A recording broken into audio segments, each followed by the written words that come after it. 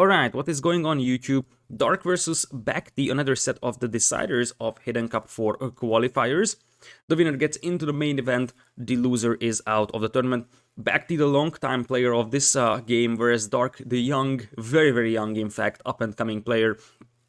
BacT is gonna have Franks, Vikings, Tatars, Berbers, Mongols, Persians, Teutons and Byzantines available. Whereas Dark will be playing with Lithuanians, Italians, Portuguese, Indians, Celts, Japanese, Malay, and Saracens. Home maps will be Bay, Slopes, and Gold Rush for BacT, Hideout Islands, and Cross for Dark. And I will today be co-casted by Memb, so let me call him up, and we'll have some discussions on the draft before we get going. These will be live games, so we're probably gonna have to wait a little bit until the actual game starts. Alright, let's throw a call to Memb. Oh, I'll probably have to balance out the sounds a little bit. We'll see.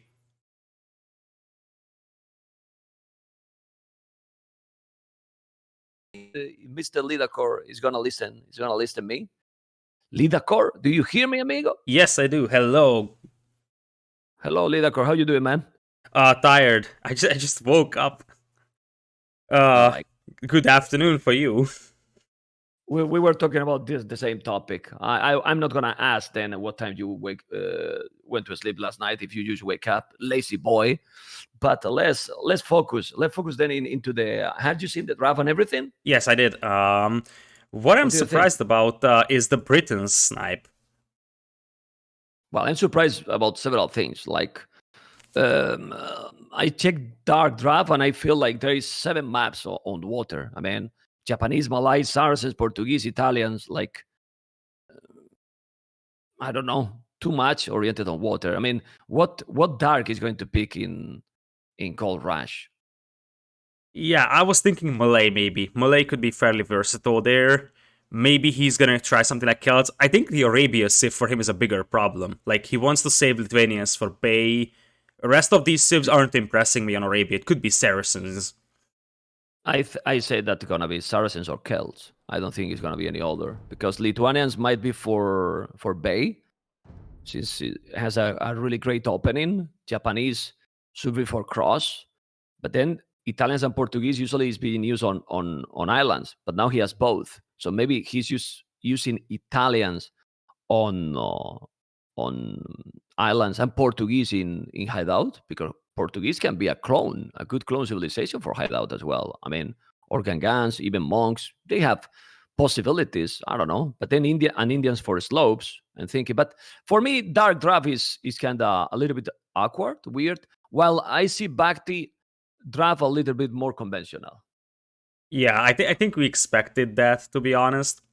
So BacT is a very standard conventional player. Dark might like to spice things up here though. Like, he probably gets a lot of help from Winchester Classic Pro in terms of selecting strategies. So I'm curious if he's actually preparing some special strats for this series. Okay, well, I mean, there's definitely room for some special stuff, but less and less, because when you see more and more games, you know, the innovation is going to be more complicated to do because the players are more ready. I don't know what you think. Yeah, this is going to be an interesting personal matchup, to be honest. Because if you think about that, BacT has been playing for so long, and Dark is just so young. It's going to be kind of an old, long-time player versus a very young, up-and-coming player. Yeah, but he has a strong character in the Black Forest. In the Black Forest tournament, I play with Dark, and then me as, let's say, as a granddaddy, you know, I was like giving suggestions for the draft, and he was so sure about the draft. Then the draft results to be a disaster, you know, because Black Forest is completely different, you know. And honestly, I like these innovation things, but Age of Empires, I mean, we're not going to discover a game that has now 22 years, even if there's new civilizations and everything. And usually the safest strategy is the one that it's giving you the win.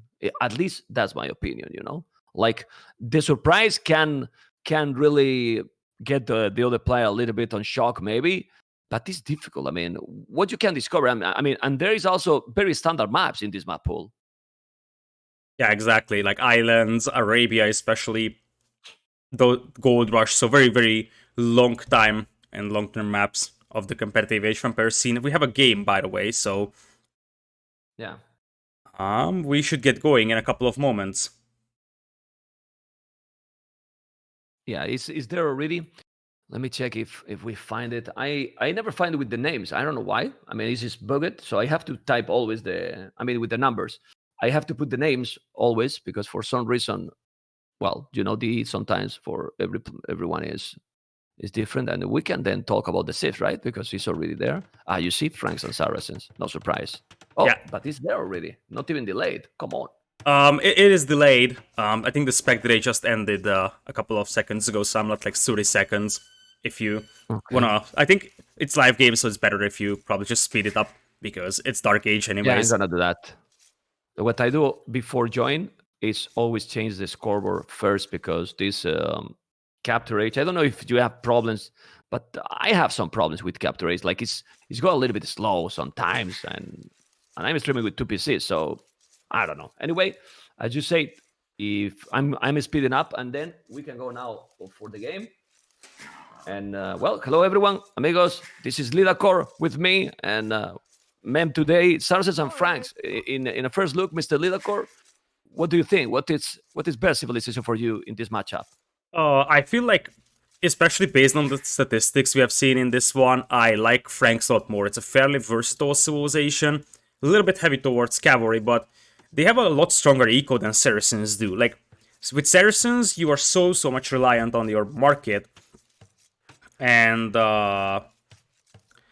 we'll see if that's going to work out for Dark. We could see some sort of a Castle Age Knights all in with the market abuse, but I feel like the problem is that if you can't use your market to maximum efficiency, then you're just going to fall behind so much economically compared to a Franks player. This is what I don't like about this civilization. Like, it's kind of like a meme, right? Like, with how much time you can sustain with this market abuse. Like, it's feel like if you don't make early damage, you're gonna fall behind all the time. But if you do the damage, it can be just the opposite because your transition to castle in even Imperial Age can be sick.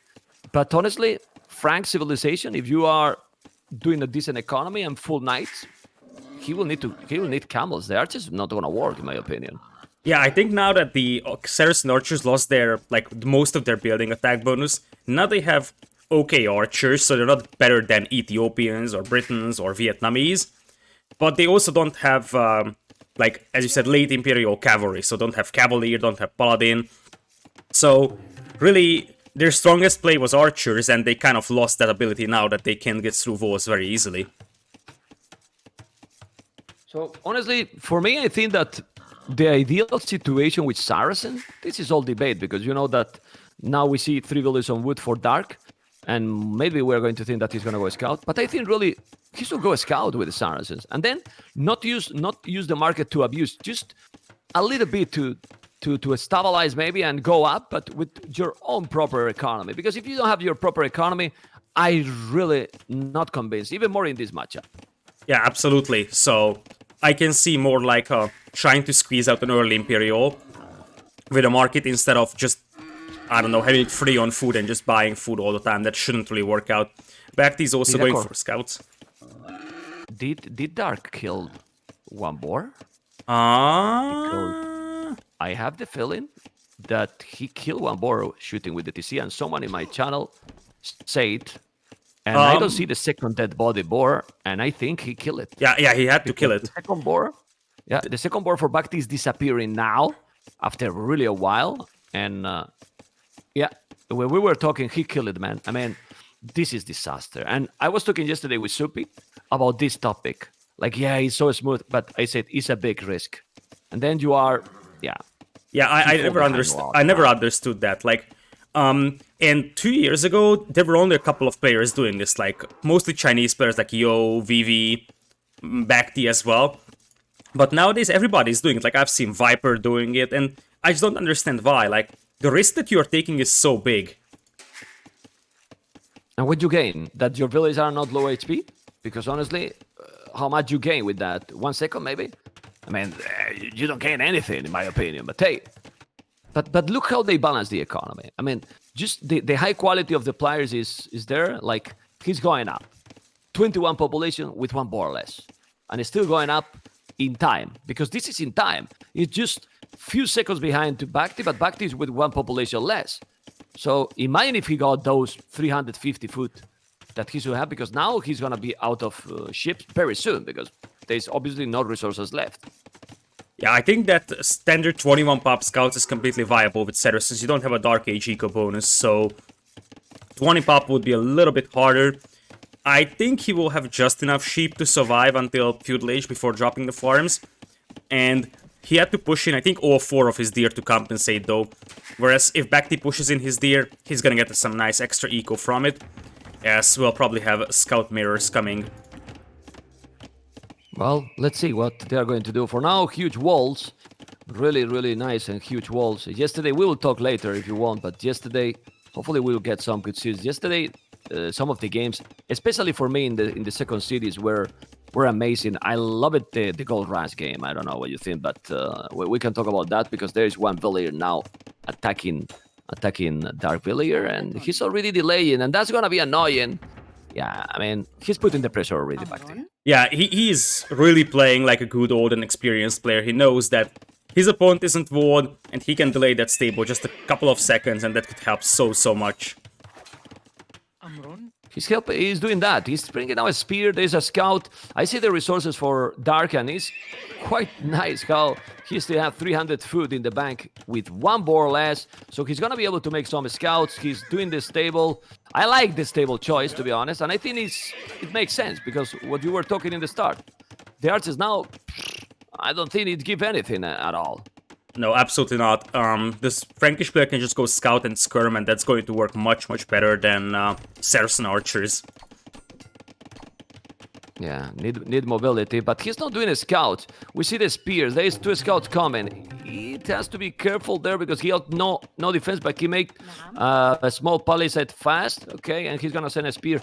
I feel that he's feeling already behind, and as you can see, he's doing the horse collar, not doing a single scout, because he wants to go for the economy, but he needs to start to make farms, because his economy is starting to be really unbalanced, and he's gonna lose a villager already. I mean, Dark is right now, I don't say panic, but he's struggling big time. Yeah, we don't know if he's just not warmed up or something, but we also have to add that he's a very young player. This is the first huge tournament he's playing in, I think.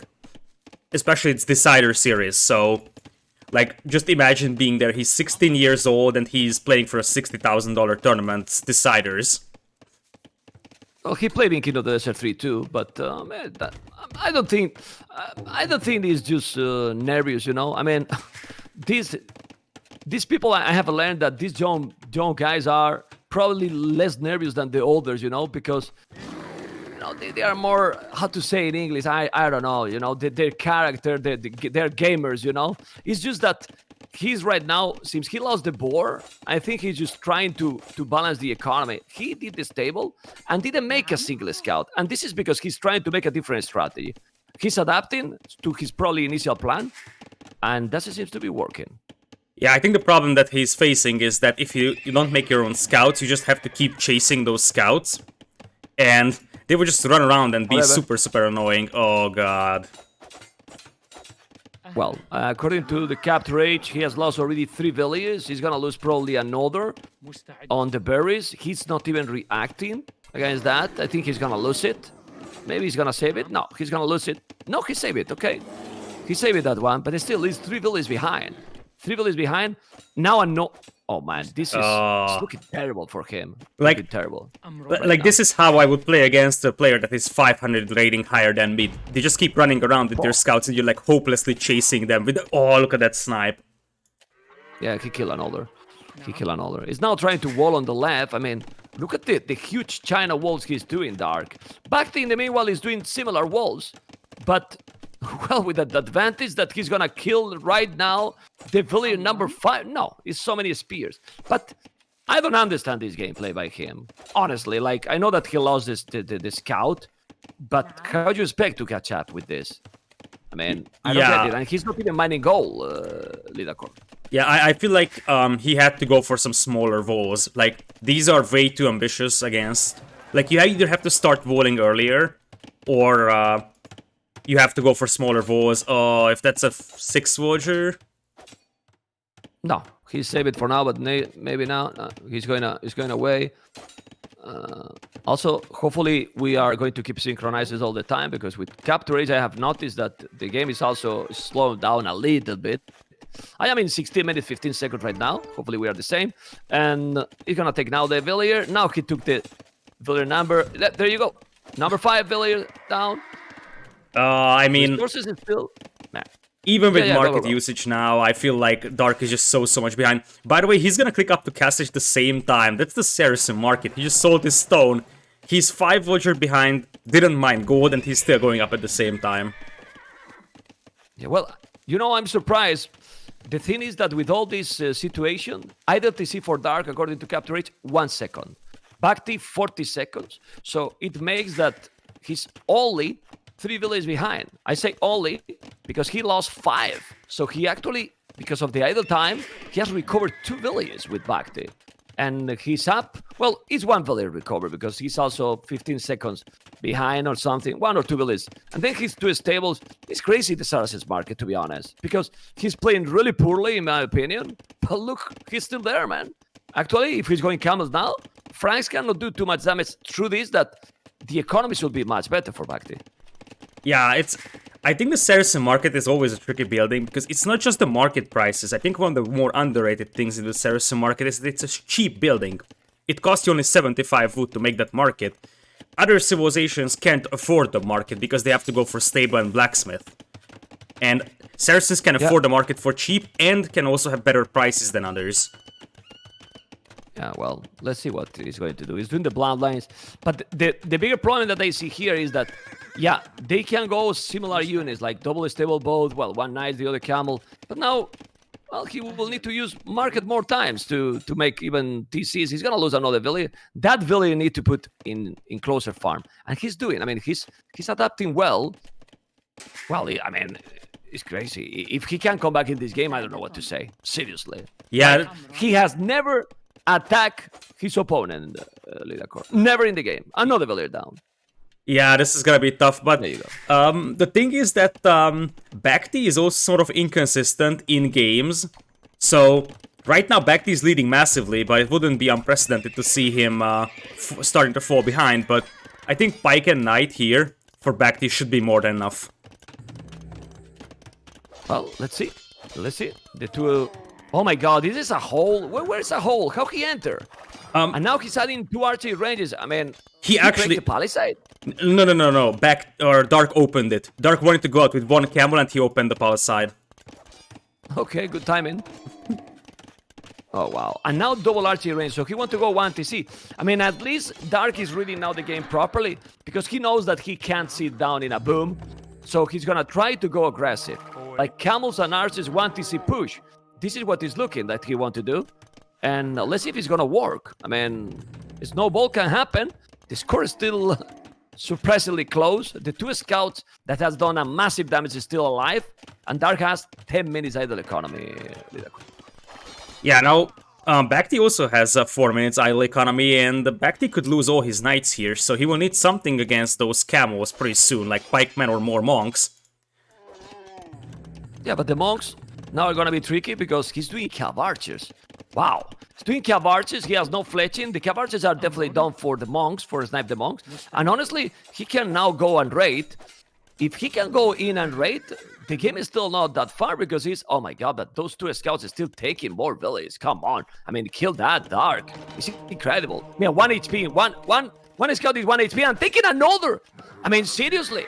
Okay. Well... The value you got out of that scout was crazy. Like, it was 5 scouts from BacT and he killed 9 villagers with them. That is just crazy. It's 11 villagers deficit now for Dark. And yeah, he kind of has to go for a Castle Age all in here with cav archers. The problem for him is that by the time he starts attacking, his opponent is going to have all the resources protected by TCs. So he can just raid with cav archers. There's also wood line at the back for BacT, so Really, there is nowhere to He go needs for raiding. he needs siege. He needs, I mean, he needs everything. And there is the 30C income. 1, 2 town centers. This is 13 villages ahead. I don't know if he's gonna go for the siege or sub forward, but he needs to do it. Those cavalries are only with fletching. It's true that now he's gonna kill probably the first villager. Maybe not. He's walling. Look at BacT. He's solid, but the village is down. Okay. I mean, he's trying to make some damage, but now how many villages he need to kill to get there? A lot. Really, really a lot. And there's a lot of knights already and monks from BacT. Yeah, this is going to be rough for Dark, and I think that this is going to be a decisive fight. There isn't enough camos to fight this one. Now this is the game now. I mean, well, the first game, I don't know, it sometimes happen. I mean, all this come from losing the board against the TC. Seriously. Because otherwise, if he's gonna play all the games like this, it's a 4-0. But I really want to justify this gameplay, Lidakor, because he lost the board, and then he was thinking, I can't go a standard, a scout, because it's truth. I mean, you cannot match up Frank's economy with one board less, going a scout, and the scout from Frank's in the start got more HP. It's really impossible, to be honest. Yeah, I think he also went for very, very big bows given the circumstances, though. So I feel like if he plays a little bit with smaller bows, then it could have been different. Tries to snipe the monks, and one monk goes down only. Yeah, well, but the walls, I mean, if you check his map, he needed to wall probably close to the TC because the goal is really bad located. If you check, he needed to go ambitious walls in that goal. And on the left, well, if he's going closer walls, it's too wide open area, you know, like it wasn't really close map. You usually want to be a little bit closer to the edge of the map or maybe the corner. But well, that's already done, and now he's 20 villages behind. And honestly, he's gonna keep trying, but this is game over. Yeah, this is going to be very rough because at the end of the day, especially now that there's no camos out, or at least not a lot of them, BacT can just keep going knights. He's going for Surge Stable, and he would start mining stone and drop a castle in the face of Dark to finish the game, I believe. Well, let's see. Or, well, you know that sometimes they finish the game when they decide to resign.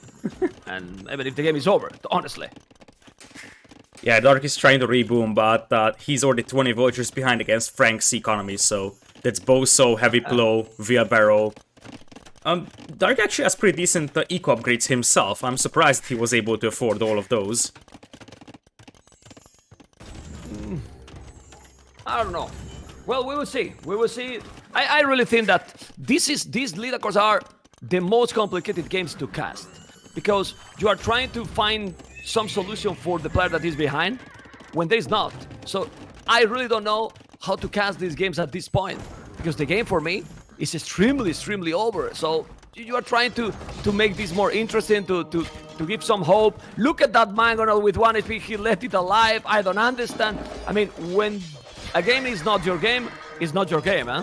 See? Yeah, this is looking really rough for Dark over here. And this is just going nowhere. That's my problem. Like, he's defending, but he's never going to be able to break out. And BacT could just sit back and boom on 10 TCs if he wants to right now.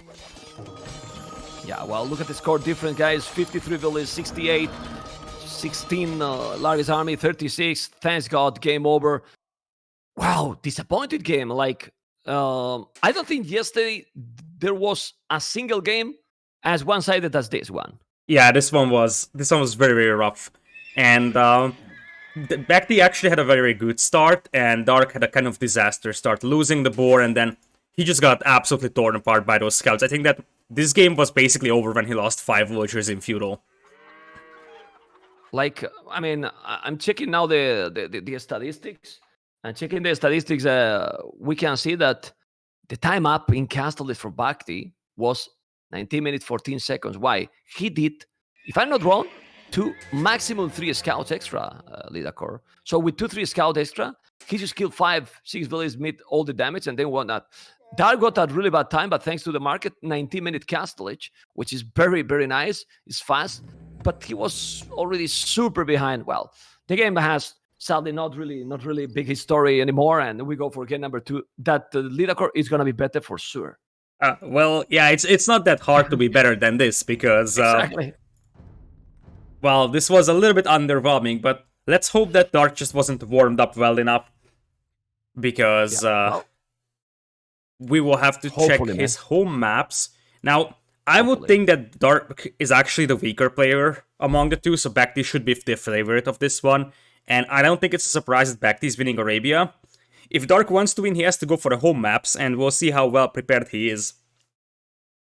Well, Darks, most of the Russians, they usually play Arena with Winchester, so he's going to go probably with Hideout now, I believe. Yeah, I think he has to. Yeah.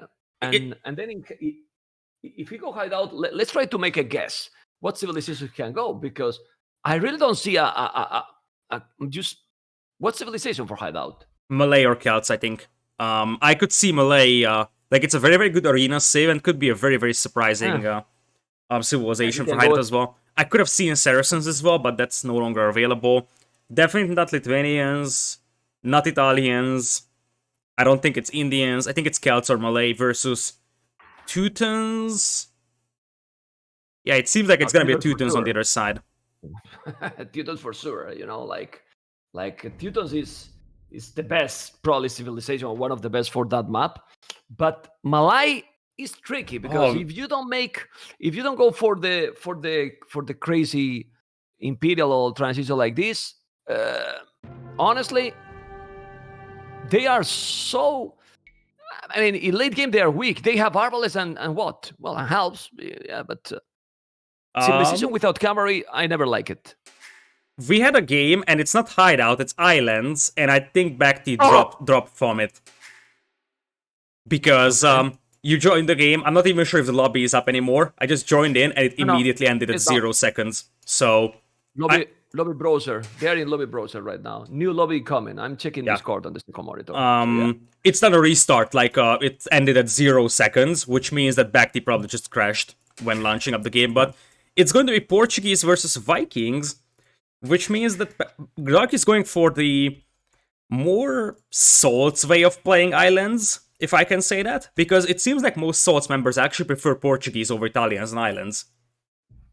You know what, man? Don't want to be negative, but I start so motivated with the Hidden Cup 4 with the games. Then we see the first game, and now the second game is Islands. I want to go sleep now. I mean, honestly, so really, I hate that map so much. I mean, I cannot hide anymore. Like that island. I mean, if you have leaks, Rubenstock, these crazy players that can make a Duce even in islands, but I mean, I can't deal with that map. Like, I don't find fun in it at all. Like it's so predictable. I mean, if you don't land, you have to just show to the viewers how they are just doing docks and galleys, and in most of the case, they don't take the battles like yesterday, and go to Imp. I mean, because they were not taking battles in yesterday games, if you remember. Yeah, I think Islands can get very, very interesting in late game, but in early game, Islands is indeed a little bit repetitive, I would say. It would be fun to think about how it would look like if it actually started with an Empire Wars setting, because then you would pretty much skip the Dark Age. I think the most boring part here on Islands is always the Dark Age. It's the exact same moves from every player. No one is really going to risk a fast castle here, so it's always the same Vulture distribution. No Vulture snipes whatsoever. The biggest thing that can happen is that you lose a Vulture to a boar. Well, I want to tell you two things. First, congratulations for the 2 pulls too, because I told you, but I want to tell you here public. I knew about that, because now we can tell that you told me some time ago, So I knew that. So congratulations for the tournament, and also for the sponsor by Microsoft. And why I'm telling you that, not only for congratulate and make you feel good, that hopefully you feel really good with that tournament. I'm sure you do. Because I was checking the maps, and at least you put Team Islands. And I was, okay, I'm not going to put Lidacor in the blacklist anymore. Team Islands, I can deal with Team Islands. Yeah, I think 2v2 Team Islands is a little bit more different. But yeah, I feel like it's going to be a controversial map selection there, because some people don't like Islands, some people do. I think 2v2 Team Islands can be fun, and we can need at least one water map. Yeah. And in Team Island, usually people, it's always landing. So it's completely different. Most of the times they send the land in the middle. It was much better. I mean, in the World Cup, there was Team Island, and obviously, even if it's still not my preference, because if the land not success or there is not a landing, then it's the same that 1v1, completely the same. Yeah, Like, but I think more battles, but we have seen how the game finished when there is no resources, you know. Yeah, I think on Team Islands nowadays the meta is definitely landing, as you have a game here. So I'm there. I'm inside as well. Yes. okay, great. Dark is playing Portuguese in red, and Viking is for BacT in blue. One thing I'm noticing is that Dark's home maps are mostly maps where it's very hard for BacT to snipe early villagers, like islands, hideout. So he wants to go for more of these safe start maps. He believes that late game is where he wants to win this. Do you think it's really important when the home maps? I mean, with the map pool is 7 games, 7 maps, and there's only 7 games. I only think that the home maps are not that important anymore. You know, of course, you need to win. But if you want to win 4-0, you need to know how to play all the games. Yeah, you have it's gonna be a home map from your opponent. So I think it's really not important the home maps at all. Yeah, especially like if there was more maps like we are going to have in the main event, it's a completely different thing because you can skip some. But here, Exactly. you only have 7 maps. You kind of have to be able to play all of them. Even if there was like 9 maps, you would have to because the chances of getting a certain map is still high. But especially with all maps, basically in the qualifiers, all maps are played. I would have preferred if there is one more map, just because like the final selection for a player that selects last, he doesn't even have to choose. It's like his final home map is whatever is left. Yeah. I'm checking the map generation, and I like a lot BacT map. I mean, look how big it is, how wide it is. Like, even if he's losing the water, he can boom, relax it. There's many resources, and doesn't almost never happen in islands. That is many resources that even with galleys fully upgraded, is not gonna reach. Look at the wood he selected.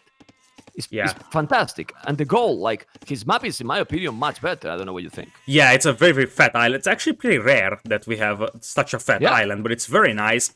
The other secondary gold mine isn't that great because it could be denied later on, but it's still one of the better ones. And if you compare it to the one that Dark has, that is much, much worse. Overall, Dark's island is just awful. Most of the woodlands will be exposed to war galleys. But this is the standard, to be honest. Like, the maps usually is like this, even with one goal exposed. Look at the second goal. Is close to the shoreline, so if he's losing the water, well, that goal is gonna be bye-bye. Being said that, would you prefer Vikings or Portuguese? I mean, I became more Portuguese fan since I saw that Fatorias that you can. I think it was Classic Pro versus Supi. I don't know if you remember. And Classic Pro in a game that he got completely lost, just went lame strategy, because for me it's lame, but really effective. You just wait till forever and then Portuguese win. Yeah, I think there was a heavy debate on whether or not that's actually fair to have like infinite resource generation, because there's only 2 ways you actually get, actually 3 ways to get infinite resources in the game, like relics, Fatorias, and Malay fish traps in 1v1. So that kind of makes these civilizations very brutal in late Imperial of islands. Remember that there was like a show match back then, or was it a tournament where I think it was Viper versus Hera, and Viper won with Malay fish traps on islands when resources went. I remember. I casted that game.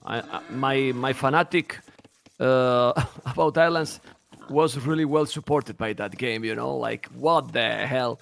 I mean, yeah, but this happened because the maps are bad. I mean, you cannot have a map in Age of Empires that after 1 hour, Lidacor, you don't have resources anymore. Like, there's no resources to have a big battle. So these kind of things can happen with any seed, because with Portuguese you got those infinitive resources, but I'm sure that you don't have the same exactly resources in both islands. Like, one island probably will get a lot more wood than the other, and then you can check after that in the statistics, you know. So you will win the game because you cannot finish it. Then who get more resources win the game. That's it. Yeah, now the interesting thing is that I feel that in Hidden Cup 4 Islands, there is a lot more water. Like, there's always one very, very big open water space on one side of the map. So the islands are smaller, which means that, as you said, they run out of resources very, very fast. Like, basically, in mid to late Imperial, they already are chopping their final trees on their islands. Like, the interesting thing here with the Cis matchup, I think, is that in post-Imperial, like, very late game, Portuguese are better every way. Like, they will have Shipwright available, something that Vikings do not have. Or is that Dry Dock? One of them is missing for them. I think it might be Dry Dock. But Portuguese have cheaper ships, they have stronger ships. So really, the Vikings can build on their stronger eco at the beginning of the game. As we have front dock galley play here from Dark, that is a little bit ambitious to my taste. Well, I don't know. Let's see what he's planning to do. I think Dark here with fire galleys should be fine. BacT is on the left. We'll start with galleys. Remember that you will need to mass quite a lot of galleys to face now the fire galleys. The problem is that he's slower, and that's a problem. I don't know why he's not creating. Okay, he's creating now or not? Yeah, let's go. Creating galleys now, but this happened a lot. You see, okay, he removed it. He was creating 2 in one dock and not in the other. And the Vikings need, but the Vikings can make the third dock, and then he can mass galleys. Honestly, I don't know what you think, but in late game, okay. But if BacT play properly, Vikings in castle, in middle fiddle, castle, it might be so dangerous. They are so cheap. Yeah, they could be very, very dangerous, especially the extra wheelbarrow and overall the stronger eco. And BacT is walling himself. He's afraid of a landing, but that's never going to happen because Dark lured in the board with the scout. So Dark doesn't want to land, but BacT is afraid of it. Not sure what to think about that. Like, there's absolutely no clue that he's gonna get landed, but he's investing a lot of resources into walls. Well, it's okay, but he just want to be completely safe. Now he's gonna notice, obviously, that he's not getting landed because he can see the other dock. Yeah, he can see a couple of docks, so there's no landing at all. And we have a standard game with some idle time in the docks. He should be producing, and it's so important that non-stop producing, but this is the good thing with the galleys. Galleys will take the fishing ships quite fast, much faster than the fire galleys, but you don't send one only. You need to send more. And the scout, don't lose the scout back. Almost losing the scout. Well, scout is important, leader core. You need to gather information all the game. Yeah, exactly, because if you lose that scout, you might actually get landed and you don't even notice it. One of the things to point out for BacT is that it takes much more micro, much more APM to use those galleys than the fire galleys. Fire galleys just send them in, whereas for galleys you constantly have to micro them, which is very, very time consuming for you, and that might actually cause some idle time on your docks, and there's a lot of idle time on BacT's docks. Yeah, because he's microing now a lot, but he's microing well. He's taking 2-1 kills for now, and he's starting to mash good amount of galleys. You need to hit him back. He got the fletching already. With fletching already, he can do a good job. Don't go for the fishing ships. You need to attack the galleys, because if BacT keep mashing galleys, then he's not gonna be able to.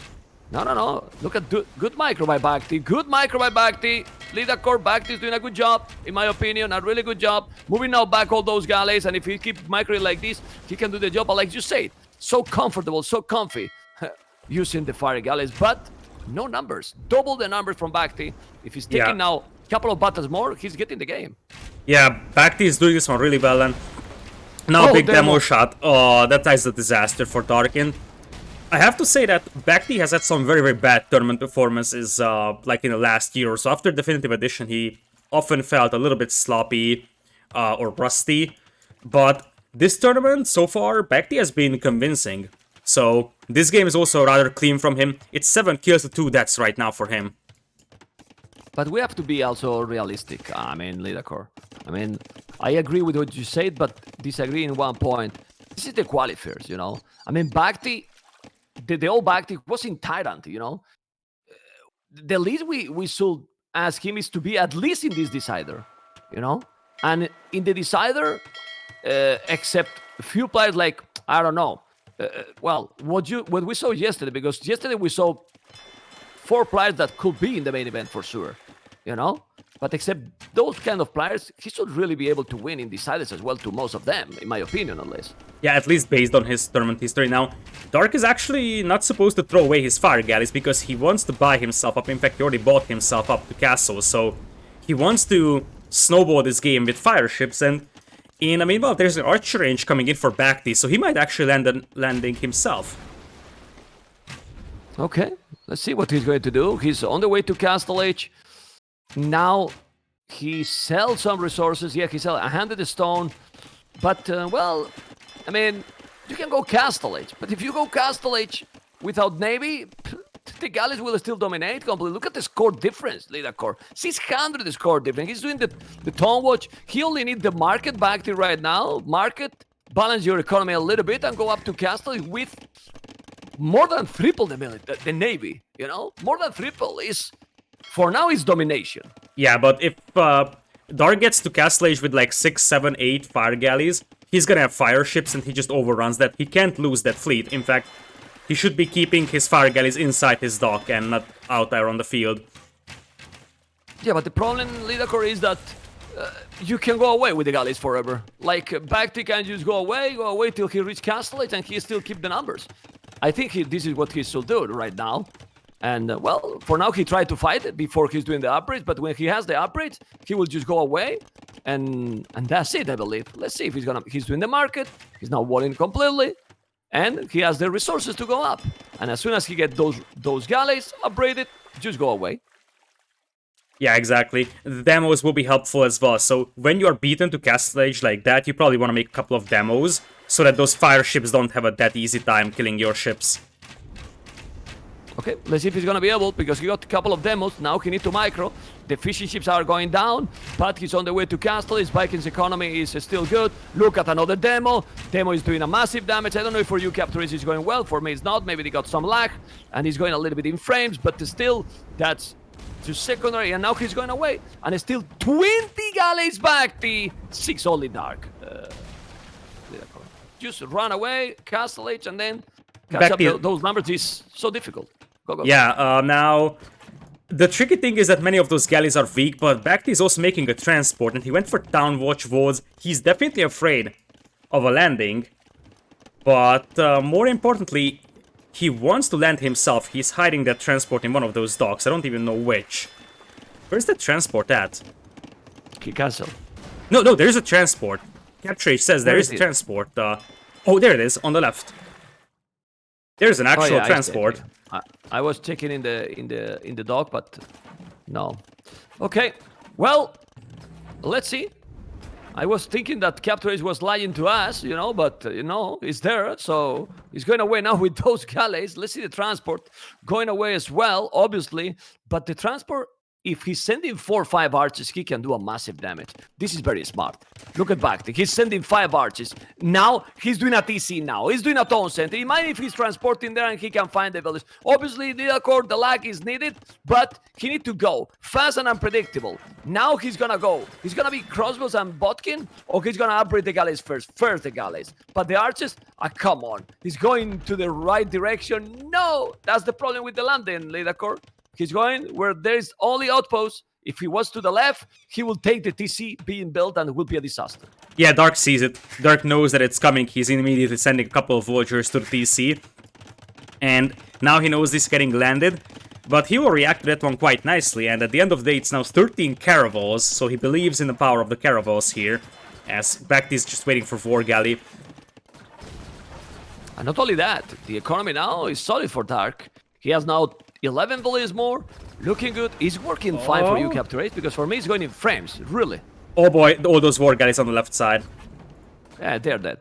That is actually a disaster for BacT because he invested a lot into his land push, and if that doesn't work out, he's going to start losing water.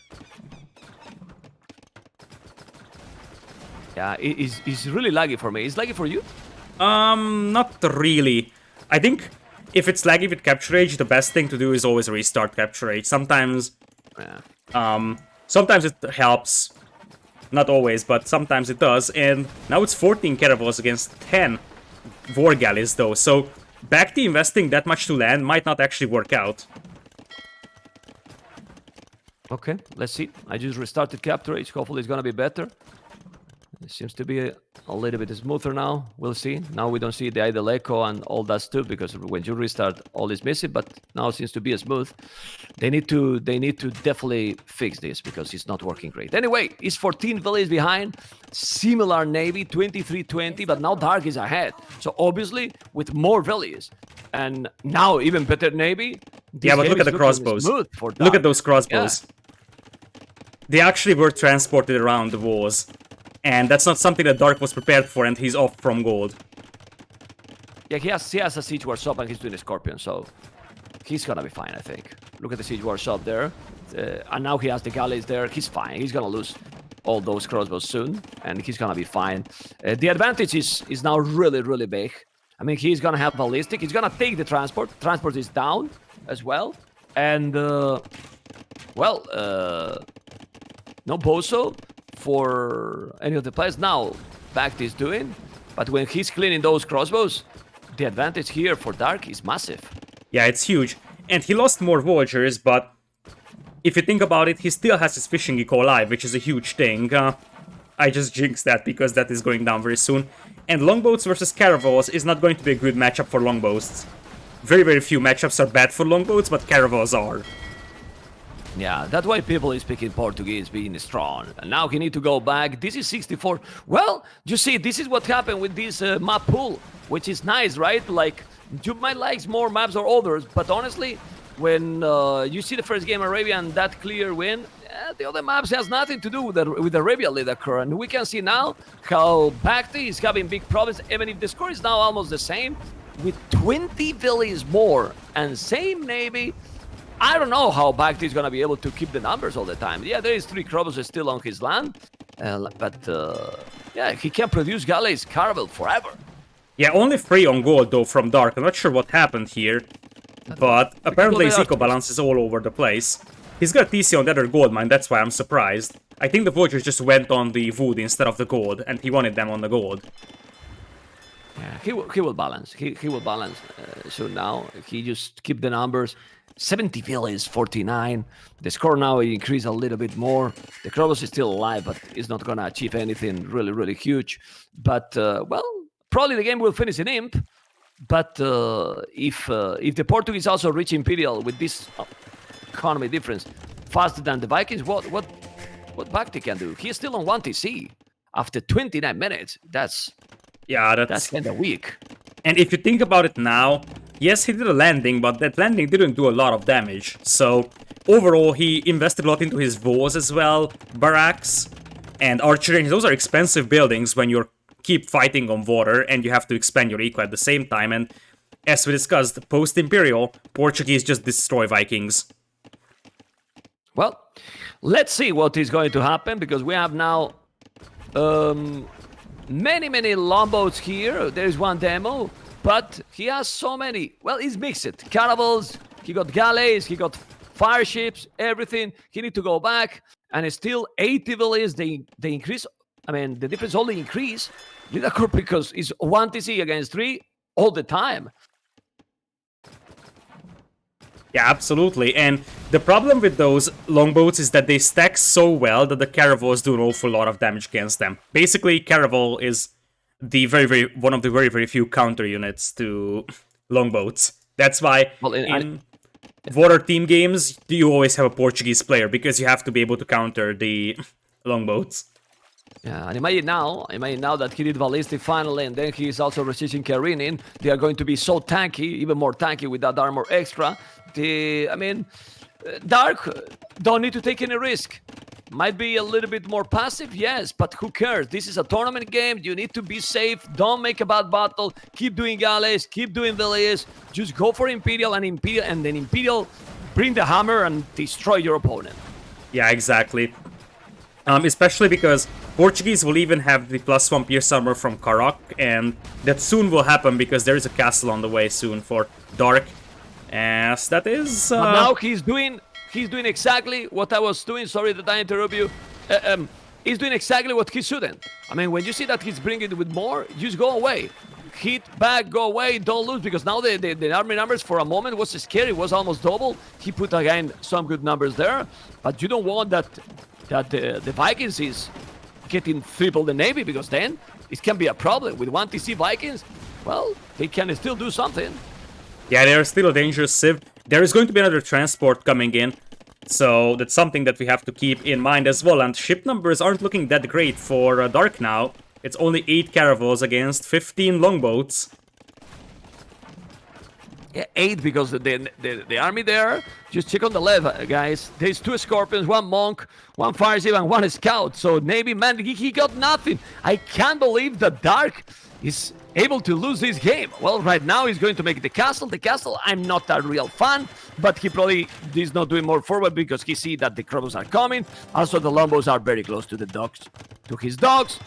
His boom is sick. He's insane. And he's going to go up to Imperial, but now going to go up to Imperial with zero army, pretty much. Yeah, this is going to be tough for him.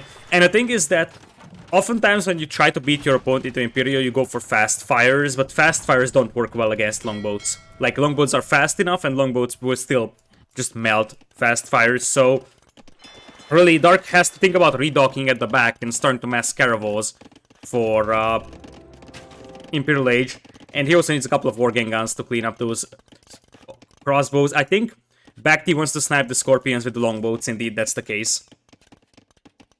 The big problem here is that that castle is not in the shoreline, so you cannot create more docks, and well, that can be a problem. Is this a pause or is a... It's a pause. Okay, it's a pause. I hate that. Capture H. For me, it doesn't say that it's a pause. It say for you? No, it doesn't. It doesn't, okay. So you have to kind of tab out and look into the game. So... Okay. Well, we can analyze, and the analyze is crazy. I mean, how do you explain that he got 40 villas more, but then BacT got 30 Navy more? Ha! Well, you invest into the boom, and the opponent invests into the army, so it's the same thing as like a triple stable Berber play versus a 5 DC boom. I like how Dark sent one fire ship to the right side. I think he's looking for some sneaky docks at the back, so maybe BacT is fishing or so, trying to find that. But soon he's gonna have to think about redocking because he's gonna lose his docks on the front. That's guaranteed right now. Another castle comes in. Come on! Come on, but that castle, I mean, seriously, explain me what the hell is that castle? I mean, Lidakor, I'm starting to get angry. I mean, I don't know if the word is angry, annoyed, disappointed. I mean, what is that castle? Can you make a damn castle close to the shoreline? Because you need to make a castle in the shoreline to redock. I mean, that castle, what are you defending for? I mean, he's afraid of the archers, but you need to make a castle in the shoreline, really? Yeah, and if you take a look at the resources now, BacT is almost ready to go into Imperial as well. And he has all the water control. And now what he needs to do is just control the shoreline. So, spread out those longboats. Okay, there's the castle. And BacT didn't spread out his ships in time. So, if that goes up, I think Dark could still be in time. Yeah, but Dark have a huge problem now. I mean... Don't tell me that this is the Imperial TC. No. The Imperial TC was the other. He lost 1 TC against the longboats. The goal, he cannot even take the goal. I mean, he will need huge numbers to come back. And the goal, it won't be there forever. So he really need to use the army he's going to do, the navy he's going to do, need to use it properly. Fightorius already. He's doing Fightorius already because probably he's feeling that this is not looking good. And honestly, I don't know if this is going to be able now to come back because the army, the navy numbers is huge difference. This is incredible, but BacT is able to take the game. Yeah, the thing is that BacT is doing very, very good moves here. It's not just like, okay, I have the navy right now and I'm just gonna sit on it. He's already landing with villagers. I like that move, and remember, he already has a barracks, so it's possible for him to drop a stable immediately and start pumping out light cav. You won't use the food to anything else right now in Imperial anyways after you get your upgrades, so I really like his... I think Lidakor that the landing shouldn't be a problem because he got 3 castles at home, you know? The game is water. Like, water is the key because there's gonna be extra resources in the middle and so on. I don't know. Yeah, there is gonna be extra resources, but as you said, that gold mine loss for Dark hurts really badly. He's got like 1,500 gold left in the other gold mine. And I feel like the castle placements and the Feitoria placements remind me of how Classic Pro played against Zupi, as you said in that game. Just kind of feels like he wants to starve his opponent out of resources, but that's never gonna happen because BacT is gonna have so much more. He's gonna have the relics advantage. Unless he plays this for 3 hours, I don't think it's gonna happen. And Imperial Age coming in for BacT right now. I think he's gonna go Bracer, Elite Longboat soon. And yeah, there is a room now. There is a room. He's doing the lead longboats, but he doesn't have great resources. You can see how he's starting to have the catables with all the upgrades. He has the chemistry on the way. He did Brazier already. He's now doing what? An archery range here in the middle, but it's not gonna happen. There is a monk also converting those villagers. So yeah, let's see. He's doing all the upgrades, but then now we see how Dark is starting to spam a lot of galleys with 8 dogs.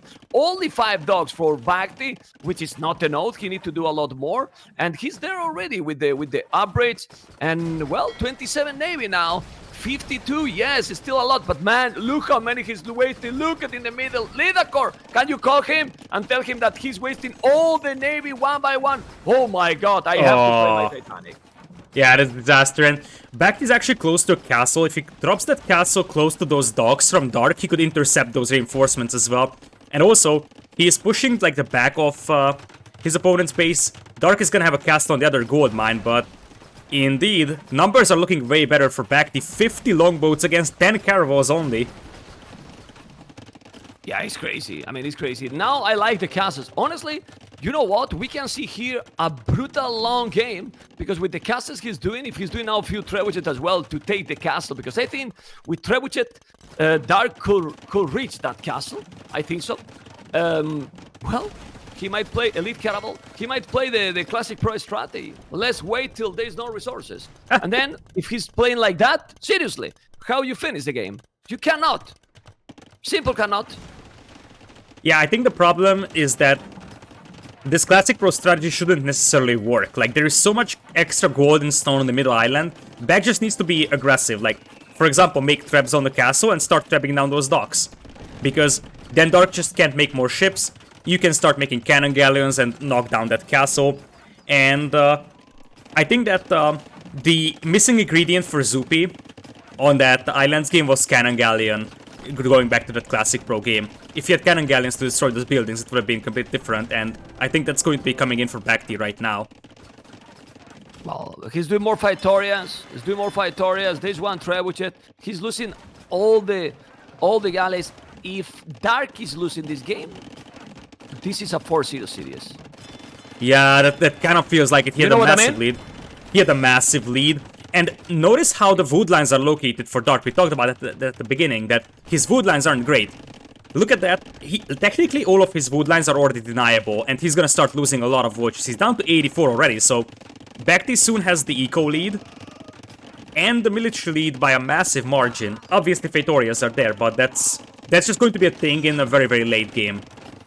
Not only that, look at the bottom left. Look at the castle he did. He put a mining camp that is kissing, romantic mining camp with the castle, really. But now all those longboats are killing all the villages. All the villages, man. He's killing 20 villages. He's now doing, wow, look at that mining camp. Look at the mining camp he's doing. He's in your country, Lidakor. He's literally in your country. Oh my goodness. Well, I mean, I love it, man. I love it. Definitely the best map ever. Come on, man. He's crazy. And now, what? Now he's doing the market. The Fightoria is going to be down. This is, in my opinion, a massive throw from Dark. Yeah, I feel like he wanted to go Imperial a little too early because he stopped making ships and he just got overrun on longboats. Fun fact, that mining camp is going to be completely useless because the vultures will still take the gold to the closest one, and that's the one right next to the castle. But yeah, now it is looking really bad for Dark. You could say that his situation looks really dark right now. Yeah, the game is really dark for Dark, right?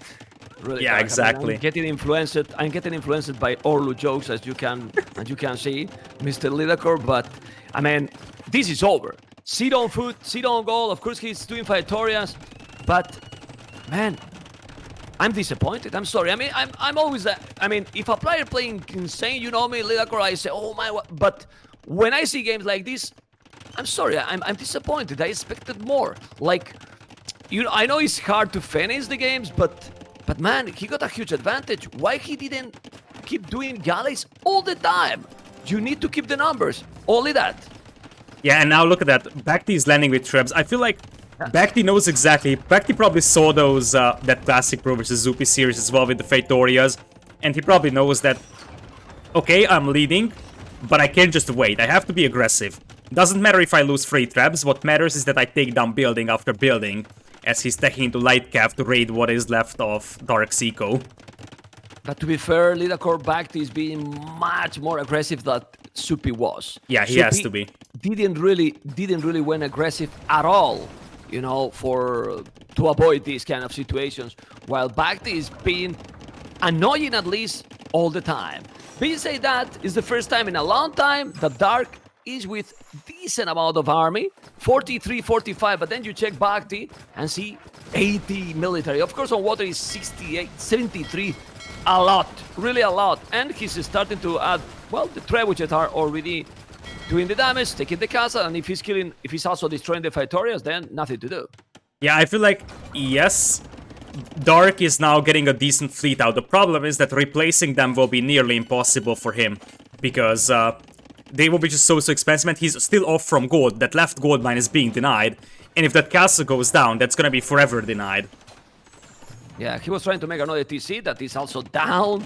The other castle on the right side is going to be down as well. The only small chances he has is that he has a couple of bombard cannons. Those bombard cannons maybe can snipe the traps in the other island, but there's a lot of long, but this is over. I mean, I'm trying to find a way to keep his hopes, but this is impossible. I mean, BacT is not gonna throw this game with 86 village, yes, but 92. I mean, huge amount of army. Look at now the houses he's doing, because he's gonna be housed. Well, Dark, man, Dark is 210 population in theory, you know? Yeah, but it's the Faitorias. Yeah, in theory. The castles are slowly going down. I feel like BacT is already getting kept rammed to take down those Faitorias. I think if he gets a couple of cannon galleys in, he's gonna be fine. And BacT still has some villagers on gold. He actually needs to add a little bit more, though, because that's a scary fleet from Dark, and I would scream if I have seen another Souls member coming back for Faitorias, because it's taking some time for BacT to finish his opponent here. That's 44 caravels now, against only 61 longboats. Well, that's why, and Dark is doing this a good job. He's going with the bombard cannons and with a couple of scorpions. With the bombard cannons, he's trying to take the ramps. If he's taking the ramps and killing the... Man, if Dark is able to hold because of the Faitorias, we have to write to Microsoft. Like, delete it, Faitoria. Delete something. Well, I think deleting the map is alright, but man, he can do it now. Look at this. Yeah, I'm starting to have... 44 caravel. We have to be careful because he can do it, and now they are coming with the +2 elite caravel because of the Karak. He's gonna take more and more longbows. I don't know. Let's see this battle. Yeah, this battle has to be win though for Dark, otherwise he's gonna get overrun. But if this is a win, there is a way for him to come back, and that feels very, very deja vu to me. I love how BacT is splitting up his ships though. That's very important in this scenario. And he's taking all. Yeah. He's taking all. This is extremely important from BacT, that he splits up his ships so they don't stack on top of each other, because longboats would stack very well, and that means that caravels are so good against them. But if you actually don't, that's not the way that BacT wants to have those longboats. Nah, he's killing all. He's killing all. It's not hope. It's not hope anymore. Well, the Rams, let's see the Rams. There's 2 Arbalest trying to take the bombard cannon. Now he's coming with the Faitoria. Is gonna still alive. He's gonna make another Faitoria. Dark is still in 195 population. In theory, we repeat, in theory. But one Faitoria is down because the trebuchet is still alive. He's going to repair the other one. Now with the bombard cannons, he's trying to kill those Arbalest, and then the trebuchet. But he need to... Yeah, this is the biggest difference here. Like, BacT is constantly landing, while Supi never landed. And like this, the Portuguese shouldn't be able to keep this production. Yeah. But then you check, and he's still doing Faitorias, and now the bombard cannons, trying to kill the trebuchets, and he's gonna take it. No, he lost one bombard cannon, he lost one trap. He's gonna take the other trap. He's repairing. No, he's repairing, and now he's gonna lose the bombard cannon. He's killing the trap. Ooh, that he has the arquebus? It seems so, because he killed that monk like crazy. Right? Yeah, I love what BacT is doing, stealing the relics, going for a gold mine of his opponent. He knows exactly that he will need every bit of resources left on the map. But now Classic Pro is pretty much out of choppable wood, And BacT still has quite a lot on his own island. He's got the neutral islands. I don't necessarily think that Dark can hold out long enough here, because there is traps, there is rams now. So I think that a couple of cannon galleons could also be helpful, but yeah, this is ridiculous, man. I mean, resigning now is the best he can do, honestly. Like, I don't know, man. He's gonna, if he's still like this, he's gonna get defeated. Like, yeah. Like seriously. Yeah, I feel like if you are BacT, you actually start focusing down the Fetorias instead of the castles, because the Fetorias are more important than the castles right now. I actually said that when I was spectating Zoopy as well in that series, that here you actually focus on the Fetorias, because the faster you kill them, the less your opponent is getting out of those. Yeah, well, but, you know, the only defense was that castle. Now he has no defense. He's now with Villis trying to take the siege rams. Now with the 3 trebuchets, he's taking the Feitoria. He got nothing to defend. There's not even bombard cannons, no nothing. Come on. I don't want to put the Titanic again. Like, yeah, I mean, he got nothing to stop the traps. He's chasing with Villis, man. He's chasing with Villis, and the rams are just killing now also. Siege war shop. He's gonna take the Feitoria because the siege rams are so tanky. Well, Lidakor game number 3, man. Game number 3 is what we need. Yeah, it seems like it's game number 3, and honestly, if you're BacT, you make a couple of light cav. Because light cav would snipe bombard cannons. It would actually allow you to spend your food as well. And you want to kill those vultures, so Dark cannot replace the Feitorias. That's why you're killing Vulls now, not because they actually do something else. It feels ridiculous, man, for someone like me, old school, that has been in the game 23 years. When I see zero farmers and the food is still going up like Khmer, it's like, what is this? You know? Yeah, but well, we have to get used, man. This is new, man. Well, Portuguese is not new anymore, but we are not used to see these Feitorias at all, only in this map. Yeah, exactly. And also, the Portuguese Feitoria meta is fairly new, so like 1 year ago on Islands, you wouldn't have seen that many Feitorias. So this is basically the newest iteration of the gameplay, and now he's doing shore fishing because there is nothing else to do with those vultures. Yeah, well, it is new, a little bit new, because all the units are now cheaper on goal. All the research are also faster, so Portuguese has got some boost, and now the game is over. This game is a throw, in my opinion, a big throw, and then it's a pity because it's so... I'm sorry to repeat, probably people will hate me and they will say, Memb, you are too repetitive. I know. But that's why this map is bad. Like, people is trying to enforce these kind of strategies, and he couldn't do it because they saw already to Soupy versus Classic Pro. But maybe if they didn't see this, probably it was going to work. You know what I mean, Lidakor? Like, BacT, it was like, we can't be passive. We need to attack, or the Feitorias will kill completely. Yeah, the idea behind the 2 extra islands in the middle was exactly that. Whoever is controlling the water will have the advantage to finish off the game, so you can't just sit on your own island and camp it out.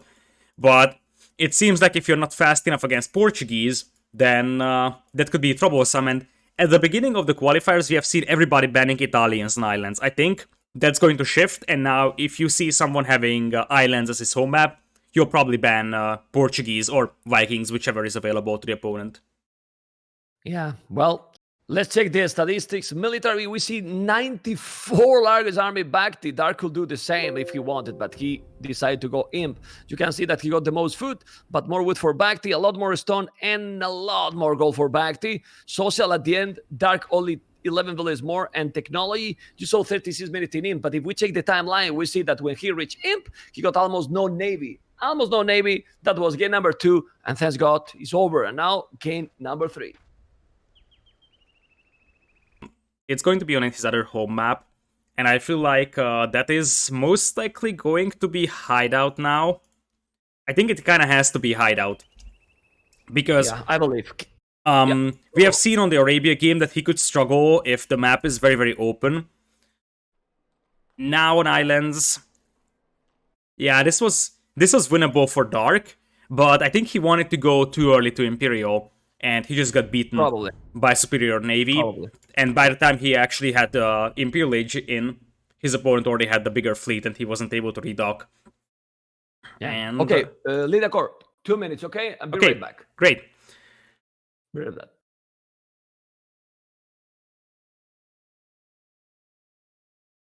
So, we're also going to take a quick chat over here. Welcome everyone who is just joining in. Hello, hello. Oh yes, sorry for the score. Misclick. Just fixed it, so you will see the updated score in a moment. So, BacT is going to lose Vikings, so the top 2 picks of his. Portuguese is gone for Dark, and situation is looking really dark for him right now. He's got Hideout and Cross left. Based on the Arabia game, Cross is something that I would actually give to BacT as an advantage. And well, that would mean that he has only Hideout left to potentially make a comeback here. But as things stand, BacT is having his better shape in right now. Because BacT is very, very inconsistent. But today he seems very, very decent, balanced. Doesn't really make a lot of big mistakes. There are some sort of questionable decisions, like for example this archer landing and wall attempt type of a thing, but it worked out so far for him. So BacT is relatively convincing here, and indeed he does have Teutons for what's that map? Hideout, and he has either Byzantines or I think it might be Persians. It kind of seems like it's going to be Persians for Cross, which could still be fine. And we have talked about the fact that Dark might not have some of the best civs here. Like Japanese versus Persians, I love Persians a lot more on Cross, for example. I think it's going to be Malay versus Teutons here, because Saracens are gone, Portuguese are gone. It's going to be either Celts or Malay, to be honest. But if Dark loses Hideout, I think we are going to see something that's very close to a 4-0. Which would be a disappointment, obviously. But it is what it is. Someone has to lose. So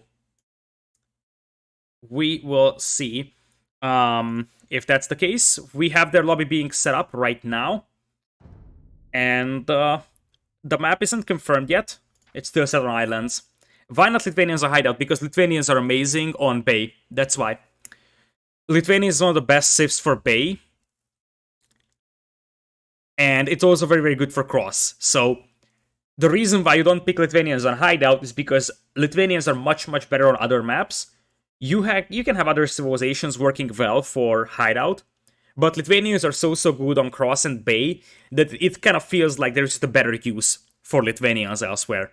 It's not because they're bad on Hideout, it's because they're better on other maps than Hideout, probably.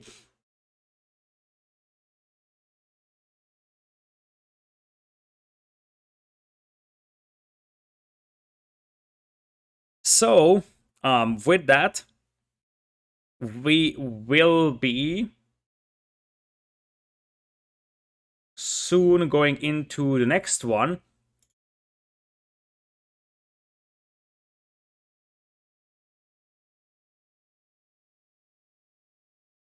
But we still need the game to be set up. Let's see. I think Memb is gonna be back soon, and we don't have a game just yet, so that's still a bit of a waiting for us. That's definitely the drawback of live games, so to say. So, I just want to check out the stats while we're waiting over here. And, you see, this is why Bay has Lithuanians almost locked in. 80% win rate with a fairly decent sample size. Mongols and Lithuanians are the top 2 civilizations for Bay currently. Celts could be interesting as well. Cross usually has Huns, although that's a mixed thing. Persians only picked 5 times, with 60% win rate. Okay, we are back, amigos, and let's see if they start the next game. I don't know if Lidakor will be around. I believe that he will, and he was right about Hideout. Hideout, hello, Doubt. Oh. And do we have the Malay versus Teutons matchup? That's the question. No, Mongols and Italians. What? Holy moly. What? I think Mongols and Italians. Honestly, the Italians pick is not that bad, especially if you expect your opponent to go for Teutons. Italians is a sneaky pick because Genoese crossbows, bombard cannons could be a very, very tough one. And the deal is that just like in Black Forest, Italians can be very strong on that map that doesn't require a lot of mobility, but you need like brute force anti-cavalry power. Italians could be pretty devastating, and they're actually pretty good against Mongols too. So bombard cannons and Genoese crossbows would pretty much destroy the majority of what the Mongols have. So Magdai die to that, Light Cavs die to that, Onagers do as well. Siege Ram could be a little bit troublesome. Yeah, but that's a really late game. Honestly, Italians is good against Mongols. But you know, I always say that the civilization is strong, but it's something relative, you know, in case that it's more the gameplay. And if they're still playing the same, BacT will win for sure. Like, no matter what, is the Sith. But I kind of feel awkward with this civilization choice. Like, I don't think Mongols is definitely one of the best for this map.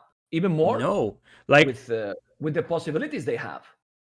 Mongols have only been picked once on this map so far in the entire tournament, and I just feel like Mongols would have been so much better on Bay, so I wonder what BacT wants to go for here. It's a good Sif here, but I feel like there is better use elsewhere for Mongols. Yeah. Well, let's see. Let's just start into the game because we are starting, amigos. And let me record it.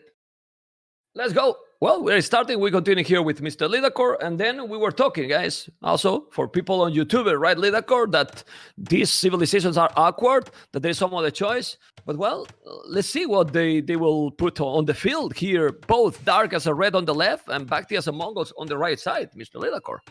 Yeah, we'll have a lot to talk about in terms of civilization matchups, and we'll have time for that as well, because it's Hideout Dark Age, so at the end of the day, we can talk about football if you want, because honestly, in Hideout, it's very simple. 4 villages of wood, everything else on foot till go up. yeah, basically that's the way that Hideout fast castles work. We could see something else, to be honest, from either side, like maybe Dark wants to go surprising and go for a tower rush. Could be a possibility as well from BacT, but I feel like for BacT, he probably just wants to play standard. Go for fast castle, and then we'll see. He might even go straight Mangodai, so that he's gonna have some units on the field, and he's just not going for a free TC boom. That would be too greedy, I believe. I wouldn't be surprised that BacT is going super quick up and Man at Arms, you know?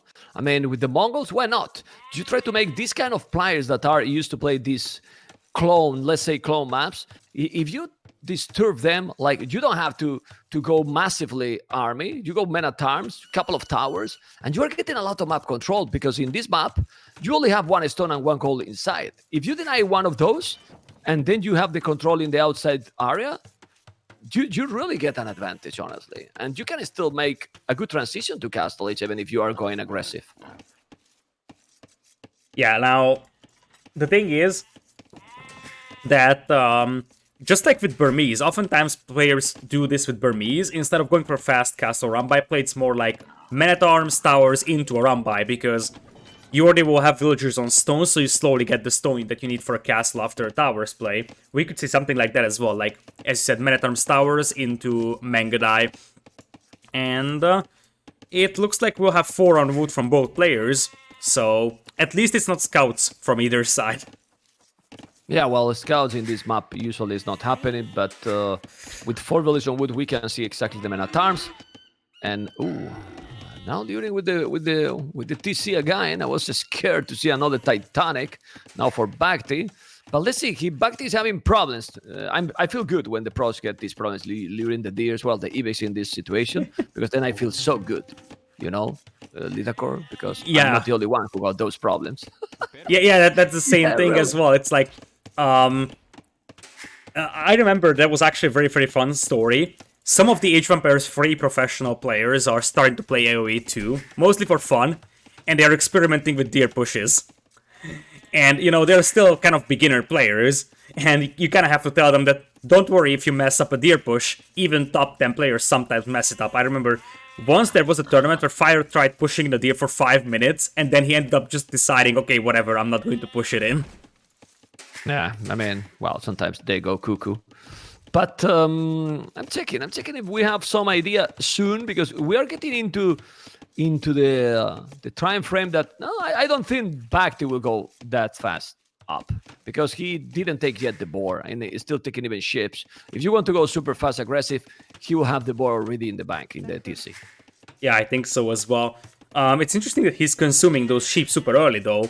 I guess the reason why he's doing this is because you don't really want, like, free deer and the boar below your TC, because then both of those are rotting, and you probably prefer to, like, use sheep until you are pushing in your deer, and then go for the second boar, and that's gonna be successful. Well, I honestly think this because he's really failing with the deers, you know. It's been very slow because by that time, 7 minutes, he should have already all the deers under the TC, which is not the case. It's only 2. But now, no, I was thinking, okay, he's not doing more bullies and doing the loom. I just hope that we see some aggression. And Dark is the one who is going to go aggressive. I like it. 21 population. I'm going it's to go Man-at-Arms. up, remember? Yeah. He pushed into deer. So that he's gonna have a nice little starting eco, but it is gonna be a Man-at-Arms play, most likely from him. Yeah. And for BacT, there is no sign of him clicking up. I think he wants to fast castle, and we'll see that opening on his walls remain, because he's still busy pushing in deer. So we'll see when he rerolls that. Yeah, but it's fine, because he's at the back. I don't think so. I mean, Dark will come from the other side completely. So probably, if Dark can find the stone, which is not gonna happen now, I think. I'm just on his point of view. Yeah, it's going to be close. If he stays there with the scout, with the scout when he reaches Feudal Age, he's going to find it, because you increase in line of sight with your Feudal Age scout. So he could definitely look for that, and that would be a jackpot if he finds that stone, because the gold is relatively close as well, and you could already deny a lot of farming space too. As BacT wants to go for a fast castle here. 22+2 is the name of the game, I believe. Yeah, but he's even without the loom. He's not expecting this aggression for Dark. I like this aggression. I mean, he need to win this game, otherwise these series are going to be one. Well, for now they are one-sided, but you know, yesterday the Vélez started 2-0, and look how it was the series at the end. It was fantastic, you know. So everything can change if you get some confidence, you know, like you win now one game, you get there. I don't like that Dark is still a little bit far, and now he's doing the archery range with one Valier. He should be already there, you know. You need to maximize everything. Now he's coming. I don't like the tower. No, that's completely close to the. That's a very bad tower. You can actually delete the Palisade from the inside and start killing that Tower of the Voyager if you want to. Yeah, but now he see the stone. And that's good that he see the stone. Still, BacT will go up to Castle Age quite fast, but if he's going up without the loom, be careful. You know, he's doing the loom. Okay, so then he's gonna be delayed a little bit to go up. Now he's doing the tower. It's unfortunate. It's really unfortunate tower for Dark, because he was without the resources, and now BacT is doing the tower. They're gonna be fine. Yeah, it's sometimes it's unlucky, and that tower is actually probably costing him the game. Yeah, that's a very unlucky tower, and he's going to have archers, just adding Voyagers on stone though, so it's going to take some time until Dark is able to get the second tower up. I think BacT will start mining stone himself, and honestly, Mongols being on stone is something that won't really hurt them that much, let's be honest, as Dark also loses his scout. I'm not even sure if Dark sees that stone right now. Oh, Dark sees the stone. No, he see the stone. He see the stone. For that, he wanted to go around because he wanted to go through that area, make a tower there, or maybe just break it. He went greedy because BacT didn't expect. Oh, he's opening. Oh, that was a gamble. That was a gamble, and now he's inside with 4 villages, and he didn't expect Lidacor that he got archers. And this is the good thing for Dark. He made army. If he was only with village, could be a problem, but with archers, it's different. And now he has to. Oh, beautiful Palisade gate. I love it. That was good from Dark. Now he need to kill that one. Need to Palisade a little bit the tower.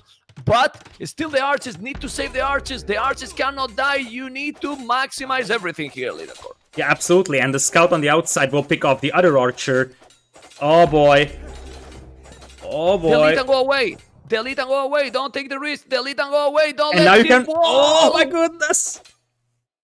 La, la, la, la, la, la, la, la. Well, he's doing some walls. Yeah, but put the archers. Just look how many archers he's losing against that tower. He need to kill the scout. That scout is still alive, not anymore. We're gonna lose a village. Still, he's doing some chaos on BacT, but BacT's in castles already. The archers are still there, but man, well, how many villages? BacT 20 villages, huh? BacT 20 villages, but he's losing villages. Dark shouldn't lose a single villager in this aggression, in my opinion at least. The defense was very nice from BacT. He had a big Titanic opening that wall, but after it was nice. And look at that forward stable from Dark. And now there is a Mangonel from BacT. I think BacT is holding this. His Voyager count is low because he's already up in Castle Age and his opponent isn't. Although BacT only has right now. But BacT economy. Yeah, 2 on food. Disaster. It's a disaster, you know. And the stable, I don't consider it terrible because with the scouts in this kind of situation, you can go for the Mangonel. The problem is that BacT is walling everything. That's why he want to open. He's not doing that. Oh, that villager, and then the spears also. Oh, come on, move, Dark. Well, the game is fine, that's for sure. But you see, Lidakor, how the players, with all the aggression, all the pressure, they have problems, man. They have really problems. And both are struggling a little bit to this situation, but obviously BacT doing much better. Yeah, I feel like the key is that BacT is in Castle Age, so after the pressure is off, which happens like right now, he's going to be able to start booming up, and it's much easier for him to build up his eco now than it is for his opponent. And as you said, his eco is a mess right now, but if you look at Dark's eco isn't that better either. What eco? What eco? Because he has no eco. I mean, the biggest problem here for Dark is that he got, seriously, 0 micro with his units. He got 0 micro. He just killed the position. The archers in the tower. He could have archers here. The stable, imagine if he got the stable Lidakor, viewers, the stable outside and doing a scout here. Outside. He could take now the BacT village. He could take the Mangonel. He could take everything. BacT just killed one of his Voyagers with his own Mangonel beneath that tower. I see. I was like, come on, man. Oh, now he's going to launch a counterattack, which I think is something that's fine in this case. His Castle Age's opponent is feudal, and that's a forward range, so technically, if you clear up that range, Dark will have 1 barracks back at home, and that's it. He's mining stone like crazy, so that will eventually be a defensive castle for Dark. But BacT could also start booming now if he wanted to. Yeah, well, but BacT boom now is kind of hilarious. Like, BacT has definitely terrible economy. Not even horse collar, no bows or double attacks. He got 29 villages. He's 8 villages behind. Yeah, and there's a hole. The scout is outside, so he's taking the ram. He can make a scout, and he's doing a scout. Just need to be a little bit faster because those scouts can really do some damage. Of course, now he did the spear. Imagine if he did some scouts before. Oh my god. And now the scout is more scouts outside. He's gonna take a villager there. This is a mess. And BacT is not playing an excellent game, really. No, neither of these players are playing an excellent game. Can we just say that both of them will lose this? Well, hopefully only one, and preferably BacT because we want close cities, right? But yeah, he's definitely not doing a great job. Now the 2 scouts are being annoying. He's still 9 villages behind. Well, if the game keeps like this, of course he will need a tower on the goal because now he's coming with the Mangonel and the Scorpion. And if he's attacking now on Dark base, Dark will be in problems. Yeah, but look at Dark's resources now, and his eco is now much better, like 20 on food, 6 on gold. That actually looks like a working economy. And if he goes up, he will be able to go for the defensive castle to stop the Mangonel push. But he needs to stop the Mangonel, and he's not doing even a tower. I don't know what he's doing. He's on the way to Castle Age. Now he won't have any goal. He's going goal at the back. I like his reaction here. Honestly, if he's going at home now, double stable, he clean everything. Yeah, but that's gonna be a castle drop right in the face of Dark. BacT has almost enough stone for a castle, and I feel like he's not gonna mess around. He's gonna drop it right next to that gold mine. And Dark doesn't really have a lot to stop that with, to be honest. That's why he's doing now a stable. Probably he will do another one. I think this is very sloppy by Dark. I mean, you don't want to let... Okay, he's doing a spears. I like that.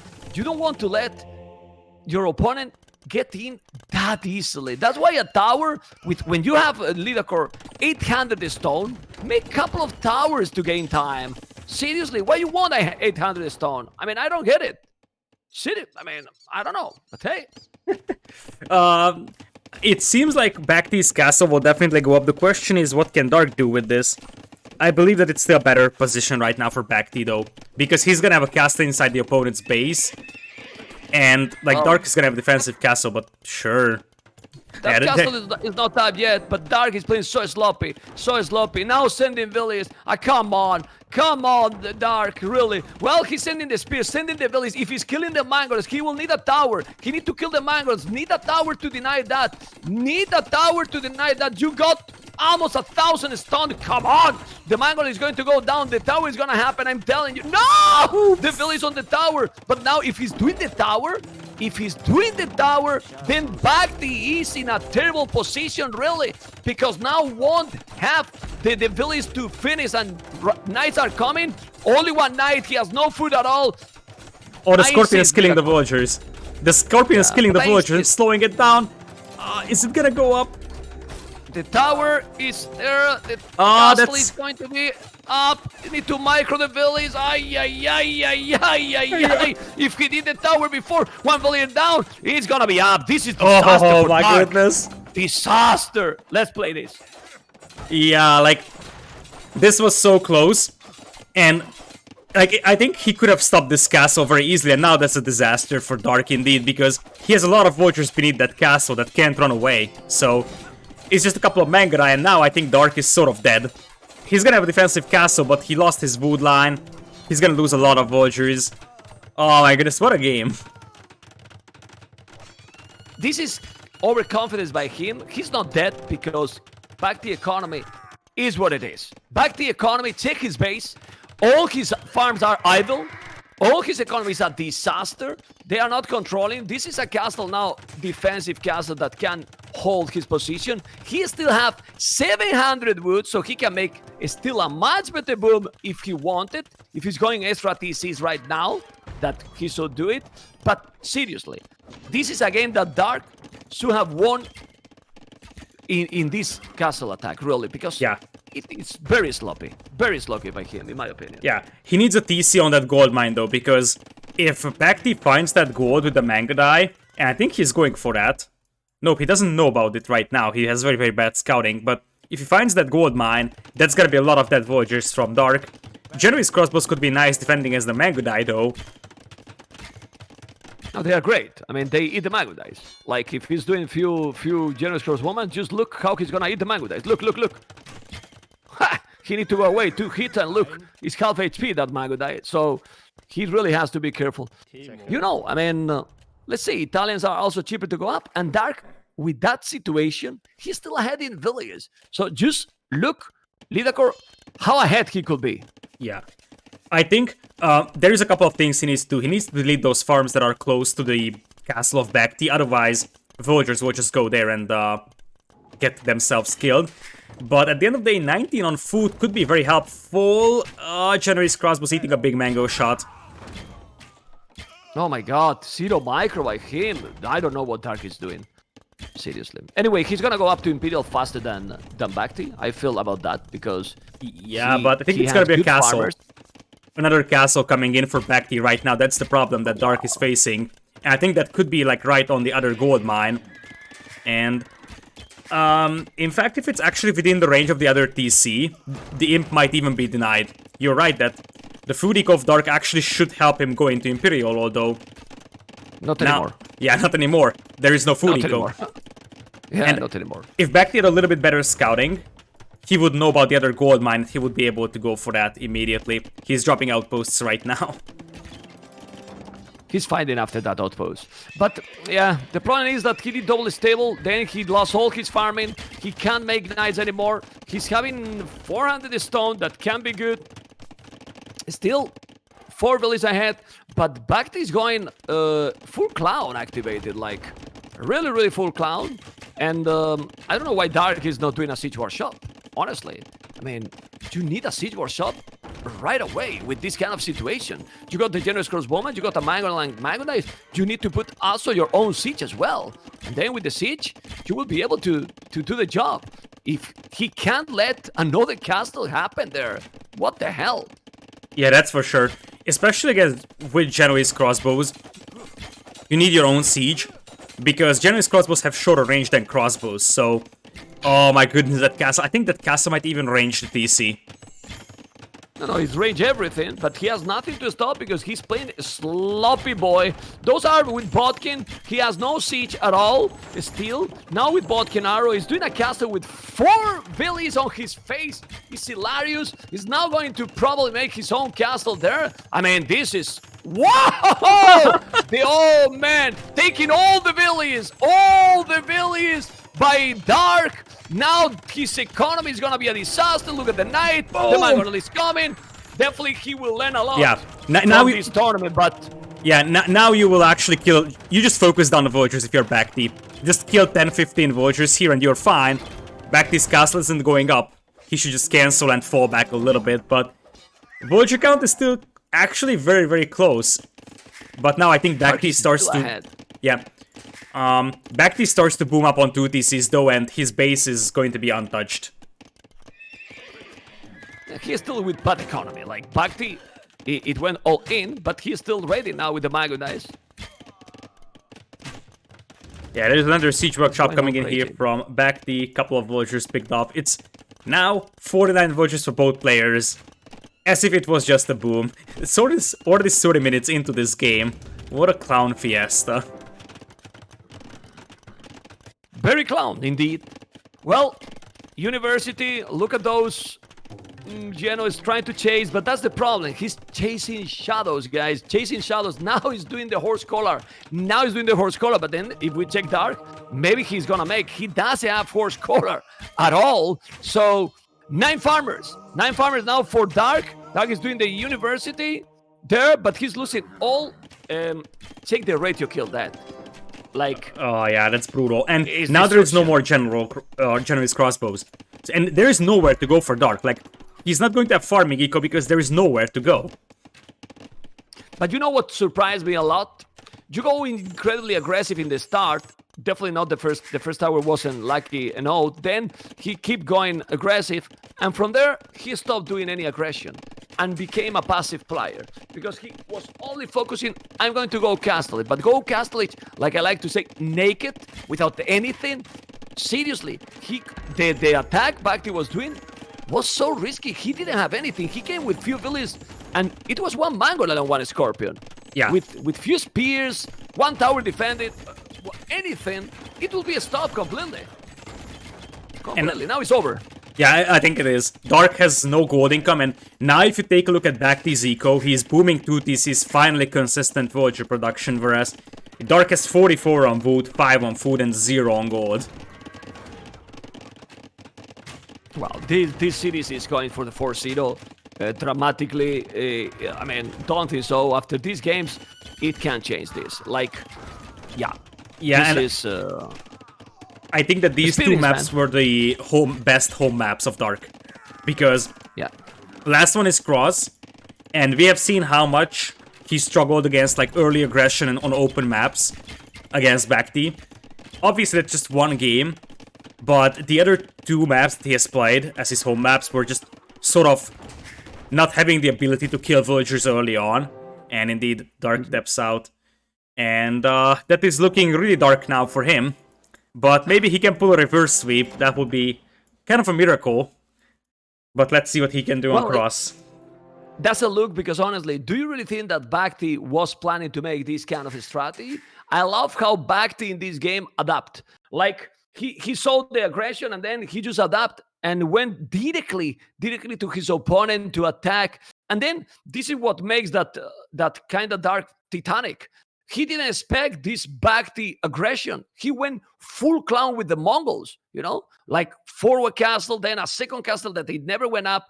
And just look that he was denied that second castle. And even like that, it was a total destruction. So, being said that, we check the achievements, and with 3-0 behind, it's going to be really, really difficult to make the comeback, honestly. And the interesting thing is that I feel like if the first castle from BacT doesn't go up, this would have been It's a over. win for Dark. So he was so You're- close to denying that. There was like 2 villagers building that castle, and so many small things can actually just decide games, as we see over here. One castle being finished or not, and with that, indeed, Well, as you said, it's 3-0. yeah, as you can see, guys, in the statistics, even with that disaster, food more for Dark, wood a lot more as well. Of course, a little bit more gold for BacT. Well, tons more gold, a little bit more stone. And well, this is the 3-0 going for the game number 4. That hopefully is going to be a little bit closer. Yeah, we have been hoping for those closer games ever since the first one, but we haven't really received those yet. Mongols are gone for BacT, and his opponent loses Italians, and it's going to be cross with, I guess, Persians or Byzantines versus Japanese or Malay, I guess. I'm checking, but now we don't know because Japanese will be there. Byzantines can be. I wouldn't be surprised if he picked Persians here. BacT, you know? I wouldn't be surprised that he picked Persians. You know? I mean, Yeah, I Byzantines think it makes seems sense. the more reasonable, but Persians can be good here as well. I think it makes sense. I think it's Gold Rush is gonna be Berbers most likely. I think slopes will be Tatars. And then Persians would be Bay or this map. I think it could be Byzantines because you might actually save Persians for Bay. Well, in case you need to save it. Currently, it doesn't seem like it. But he might just play it safe. He might just say, okay, whatever. I am very confident in my skills and I can win with a weaker Civ on this map. And he doesn't want to bring in his... Well, BacT, I'm checking BacT rated, and he's right now top 4 rank in the ladder. That only means he's playing a lot and he's in a really good shape. Like, look at the amount of games he has with over 1,000 wins in DE, 65% wins, a lot of games, and rank number 4, Dark rank 81, 2.2k. Yeah, but then, man, that's a difference, man. He's rank, BacT's rank number 4 at the moment, so it's difficult for Dark, honestly. Yeah, I have to say that, as I said, BacT is definitely in a better shape than he used to be, and we could actually even check out his Wikipedia to see when was the last time he actually performed well in a big tournament. Let's see. Complete results. I think he did okay for how he was playing. I think he did okay in King of the Desert 3. He was round of 16. That was alright. So that's fine. Yeah, that's alright. But, it's top 16. It's top 16. So if he's doing this one, it's top 16 in the next big tournament as well. So, I mean, with the level that we see now, Lidacor, top 16, it's all right. You can consider yourself like one of the top for sure, because top 8, it's starting to be now very, very tough, really. Yeah, really, like, top 8 is just so stacked. Like, I can imagine, like, 12, 13 players that could be in the top 16 or at the top 8. So, it's actually interesting that... Some lack... Yeah, go. How consistent he was with all these big tournaments. Like, Hidden Cup 2, round of 16, lost. Hidden Cup 3, round of 16, lost. King of Desert 3, round of 16, lost. Well, he's consistent. He's going to lose in the next round. And we could even add Drunken Forest, round of 16, lost. But obviously that's a team game event. So, the last time he was in semifinals was Masters of Socotra, and he lost to Hera there. Well, Socotra is like, I was surprised that he was even in semifinals, but he's like exceptions. No, but this is weird. Dark, so weird. Lithuanians here. I mean, it's fine, Lithuanians, but honestly, I prefer another matchup. BacT Byzantines, Dark Lithuanians. I see what he's doing now. Lithuanians is still a good map here. It's a sort of a version for the Huns here, so they both have good cav archers. They have a very, very nice early start. Usually it's picked on Bay, But that means that if we would go to Bay, that's gonna be Celts for Dark. I think Classic Pro might have done that, or it was Winchester. One of the Swords members actually played Celts on Bay. And I guess that's the plan, if we actually go to Bay. So it would be Celts on Bay, probably Indians on Slopes, and then Gold Rush would be melee. That kind of seems to work out well. I prefer Byzantines here. You know, I actually like the since Venias map more. Yeah, but since the map is, it depends how you play. But since the map is not so big and you are usually close, more or less, to the opponent, Byzantines in this situation with the bonus from the pawns, if you just secure the water, how fast you can go up to Imperial with 600 foot going up, and then you spam units like crazy. That's something to take in consideration. That's why I think Japanese here is much better, because Japanese, in my opinion, got better answers in late game, and also they get the bonus. You know, I mean, if Byzantines, seriously, if Byzantines is going here cataphracts and skirmishes, well, Lithuanians can do. Yeah, but obviously that's a very, very late game scenario. I feel like the problem what Byzantines you saw are going the other to be day. facing. You saw the so much other day Hira and Leary. No. What Hira did with Byzantines? Well, I mean, the cataphracts are not that expensive anymore, but I don't know. Well, I mean, this is all debate, because if it happened like the previous game, but anyway, the game is started. Let's go. Yeah, exactly. BacT is on the north in blue Byzantines, and it's down south it's dark with Lithuanians in red. So I feel like if Dark wants to win this, the condition is that he can't allow Doc on his pond. He's not going to beat Byzantine fire galleys with his own fire galleys here. He has to make sure that his Doc is safe, or like his pond is safe, and then potentially Cav Archers could be the idea.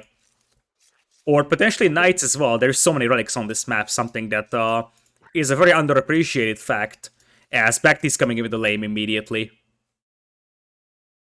Yeah, but and the problem not only that. I mean, if BacT is playing as aggressive as the previous game, Byzantines is in a perfect civilization to do that, because how cheap they are. Obviously, Lithuanians, I like it. I really like it too, but I still don't like the option for Lithuanians here. I think it's much better in other maps, like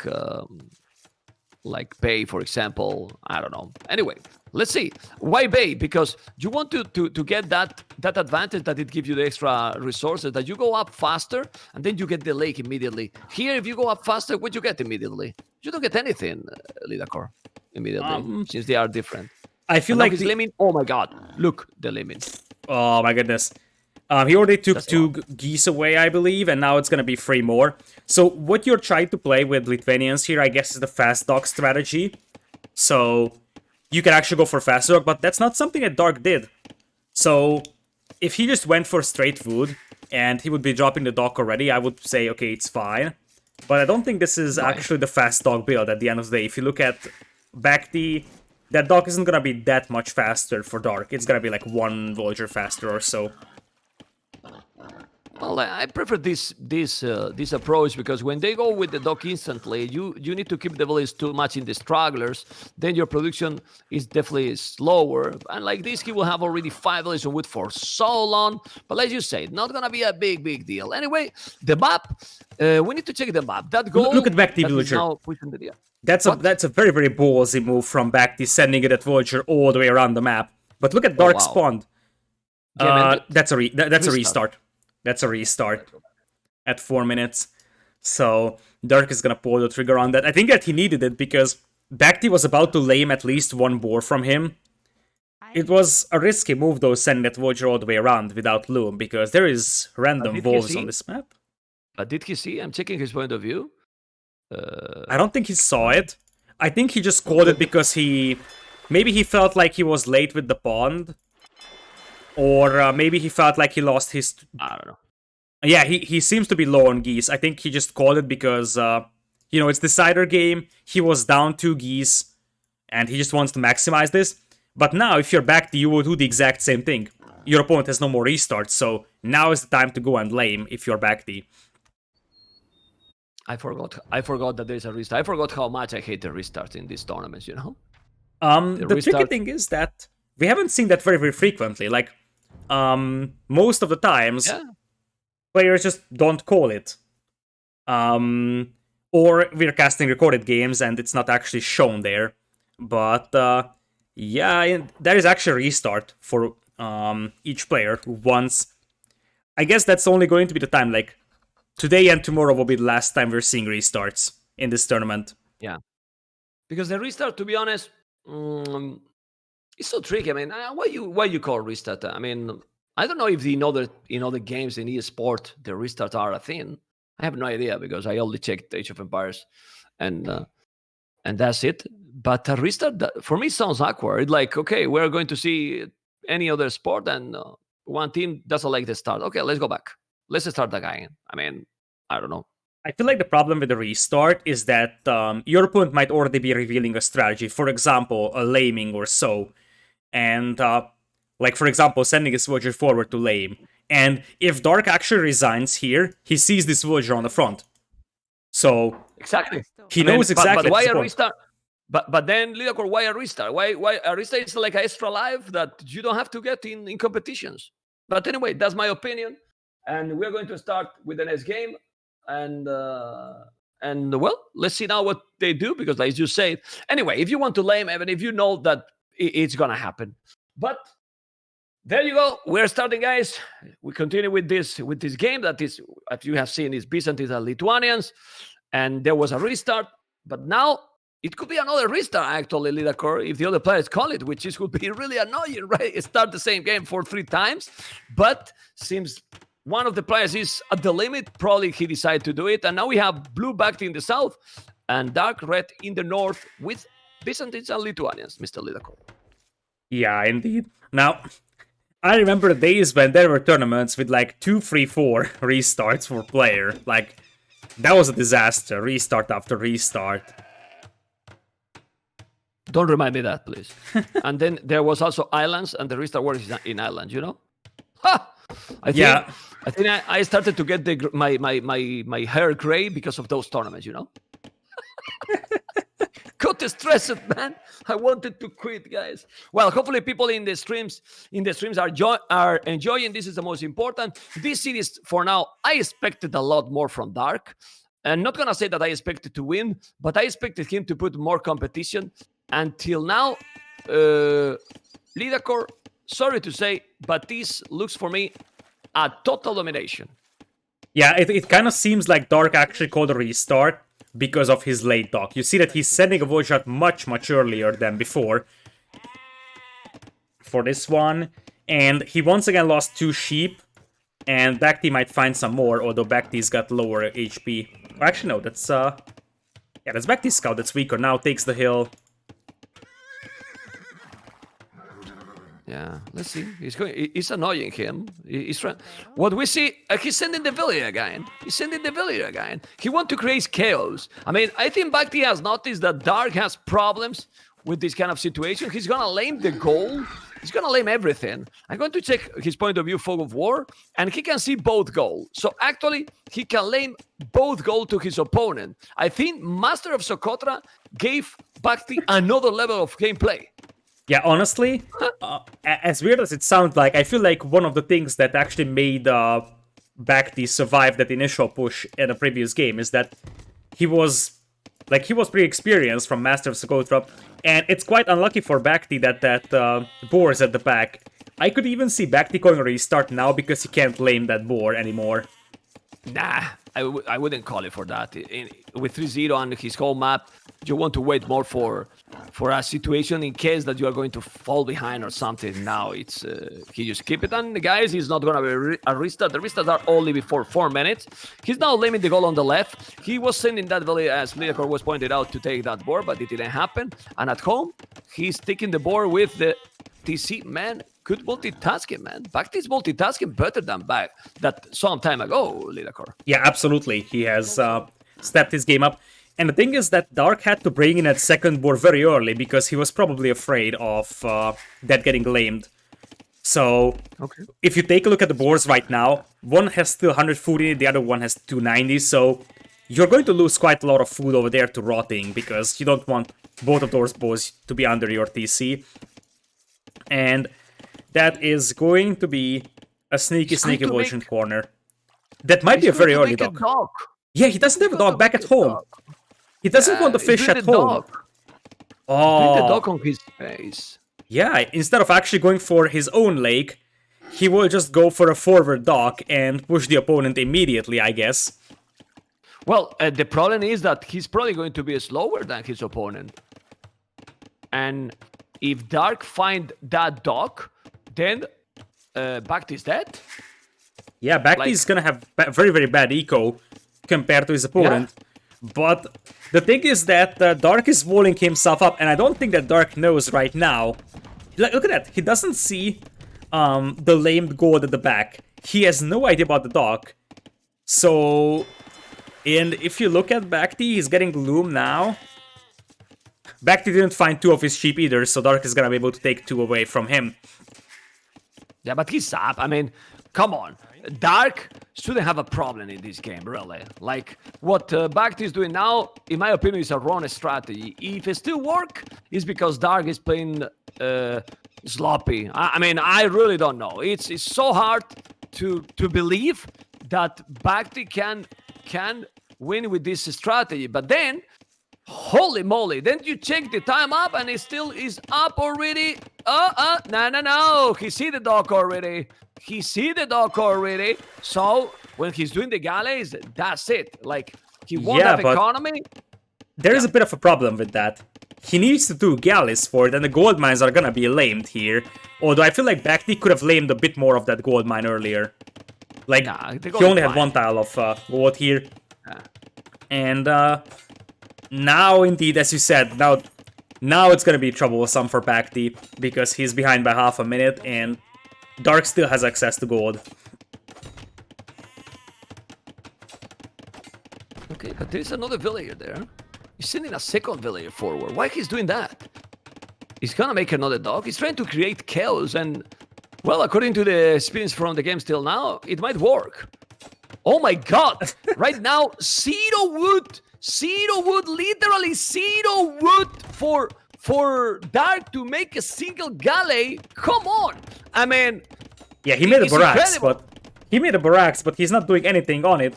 And there's towers coming in from BacT, I believe. He wants to tower the other gold mine, and at the end of the day, his opponent is gonna have the fire galley out at the same time. And those are Byzantine fire galleys, so they will eat Lithuanian fire galleys very easily. Sending a villager back. Look at BacT. Who is this BacT, man? BacT doing a masterpiece here. He's feeling, well, he's feeling also, Lidacor, people in the streams, feeling confident, feeling superior in another level. You don't see BacT doing these strategies against some kind of other opponents. This is my feeling as well. Yeah, in fact, I feel like it is more common to see other pros doing these strategies against BacT than the other way around. So yeah, exactly. Oh man, like indeed, as you said, Socotra made BacT into a monster. Oh, he picks up the scout. The galleys on the water because it's very important to see if he's gonna take it. I think the fast fire ship are fast. Oh my goodness, 1 HP Dark left. That fire galley, sorry. I think it's faster only the fire ship, not the fire galley, but still, we need to focus on the land. Now he make him to make a tower, a defensive tower on the goal. He's going aggressive, and let's see how he's going to respond. Economy for BacT definitely is not great. Like, he don't even have a mill, and no fish at all, and now he need to micro the galleys, which is not happening. He's not microing the galleys. He's gonna take a fishing ship. No. Yeah. Now BacT is not multitasking on water because he's focusing on land with those bullets and spears.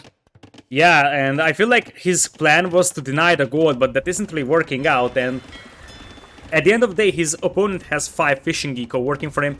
Though it's only a 2 villagers lead because it looks like Dark had a lot of TC idle time. A lot, yeah. Quite a lot. Yeah, but the water is gonna belong to Dark. That's gonna be huge if he's going in the long run. He need to repair that galleys. He's not doing. He probably need to make a demo. He's gonna lose all the galleys. Like, he's not repairing. Now we need to focus on the battle he's creating. This is Master of Socotra. It's not Hidden Cup. It's Master of Socotra. It's not Hidden Cup, Lidacor. Seriously. He's eating the TC BacT. Look at that village eating the TC. But in the TC, there is only one villager, so he's not losing. Disaster. Yeah. At the end of the day, the KD is actually in the favor of Dark, but he's got a lot of villager idle time as well. He's chasing units with like archers and skirms being chased by villagers, and that's going to matter as well. Well, and slowly, he's adding more and more army. The advantage with Byzantines here is that you get so cheap units, skirmishers. He's doing spears as well, cheaper. He's trying to now to take those, but when he massed this amount of army, he's gonna kill all the villagers sooner or later, BacT. Look, he's gonna kill now one, I think. There you go, one down. Yeah, like, the thing is that it's never good when you're using villagers to fight, like, actual military units. And BacT is also going for archers. He's not even going for cheap skirms. He's going for his archers, and those kill villagers much easier. Yeah, because he's doing a good micro with the village against the skirms, and then with the archers, he's focusing in the village itself. And but still, Dark has 6 villages more. Well, the village is just the fish, you know, which is solid, definitely solid. But he's now repairing, trying to hold the position a little bit. It's only one dog. One dog call is not gonna work now. But there's demo. There's demo coming in. It's a demo coming. And it could actually equal the odds. I like that trap from Dark, though. Oh my god! But the trap didn't work because he did the demo, he's repairing, and now it's gonna be the same galleys. And if he's taking that galley, he's gonna lose the fish. The fish is not even working properly, it's only in the short fish. I don't know, but now he's doing the blast beat, +1. What is true is that if Dark is not winning this game, he won't win a single game. Well, that's obvious because he's 4-0, right? But but you know what I mean, you know? 7 villages ahead already. What the hell, man? Of course he's not gonna win. He's 3-0. Shut up, man.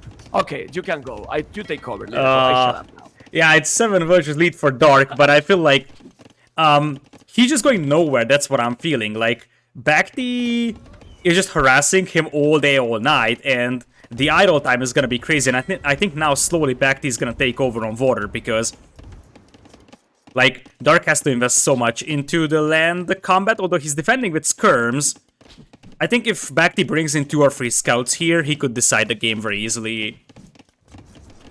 Yeah, but the problem is that right now he's also losing some villager. The scout is great, but he's still at the limit with the resources. He shouldn't ignore. He's now getting a lot of idle TC as well. He shouldn't ignore the dogs. I don't understand why he's playing this crazy strategy, but man, if he win that lake, he win the game. Yeah, and that lake is starting to look awful for him. He's coming. The archers are now inside. This is with fletching. Lidakor. BacT is still gonna be able to do it, man. I have the feeling that this Byzantines... Oh, but don't need the TC! Oh, man, okay. I don't know. A lot of villagers on that wood line have very low HP, so that could be -3 villagers over there for Dark. Or you could take the repair villager. Lidakor, 31 villagers on wood, Dark. 31 villagers on wood, 8 on food. You know? Like, I mean, if you have more numbers, but the balance is now better for BacT, like really better. Still, he has the numbers for sure, but he need to stabilize, man. He's 32 villages on wood, 8 on food. Like, come on, look at those villages on the stragglers. He's a tower on his face. This is crazy. The score is tricky. Look at the Lambrican that he's building now on the left because it was all the stragglers. BacT is gonna win, man. Yeah, now Dark is expanding to the right side, something that we shouldn't overlook. I feel like the problem that Dark is going to be facing is that he doesn't have a consistent food income now, and he might actually get beaten to Castle Age at this pace, and that would be a disaster. Yeah, let's see. Well, he's doing a stable. In theory, that's great against the army that now BacT is putting on the field, but you need food to make scouts, you know? And now look at the water. The water, man. He's doing a huge battle there, a huge commitment with only one dog. There is a demo now. He's taking the galleys, and now when he's taking the galleys, Mr. Lidakor, he's gonna kill all that advantage on water. Now he can go through. He should go, but he's busy, man. Yeah. And that stable never went up, Lidakor. Yeah, that never went up. There is the extra defense upgrade for Dark Skirmishers, and those are Lithuanian ones, so you can micro them easily, but look at that. Now it's 13 on stone. And I think the problem that Dark is facing is that he's got 12 on food, but soon that's going to be something like 8 or so. And BacT, 2 on food, that's also a nice eco balance. BacT 2 on foot is solid. He's very solid. His domination. He's taking the fish. He's taking the fish against the two dogs. He needs to kill the fishing ships. He has now more galleys than even a demo. He's gonna take the fish. He's going all in. He's doing the game, creating the game so crazy. But why 2 on foot only? I mean, BacT now 30 on wood. BacT, what's going on in this game, Lidacor?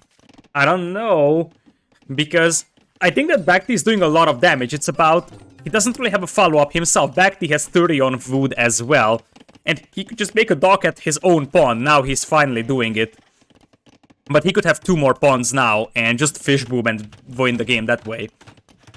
He has 700 on wood at the moment. Yeah, but he's gonna balance. I mean, he's gonna balance suddenly, but he still is 8 villages behind. Now he's coming with 1 scout. He's doing a tower here. The farming here from Dark is starting to be solid. Definitely solid. Well, we will see. We will see what is going to happen in this one, but I don't know, man. It's complicated to guess what is gonna happen. The skirmishes that he's doing BacT are so cheap, Lidacor. So Yeah, look at that archer range from BacT, close to that dock. What is that building? It's right on the wood line of Dark. And a second barrack forward, you know?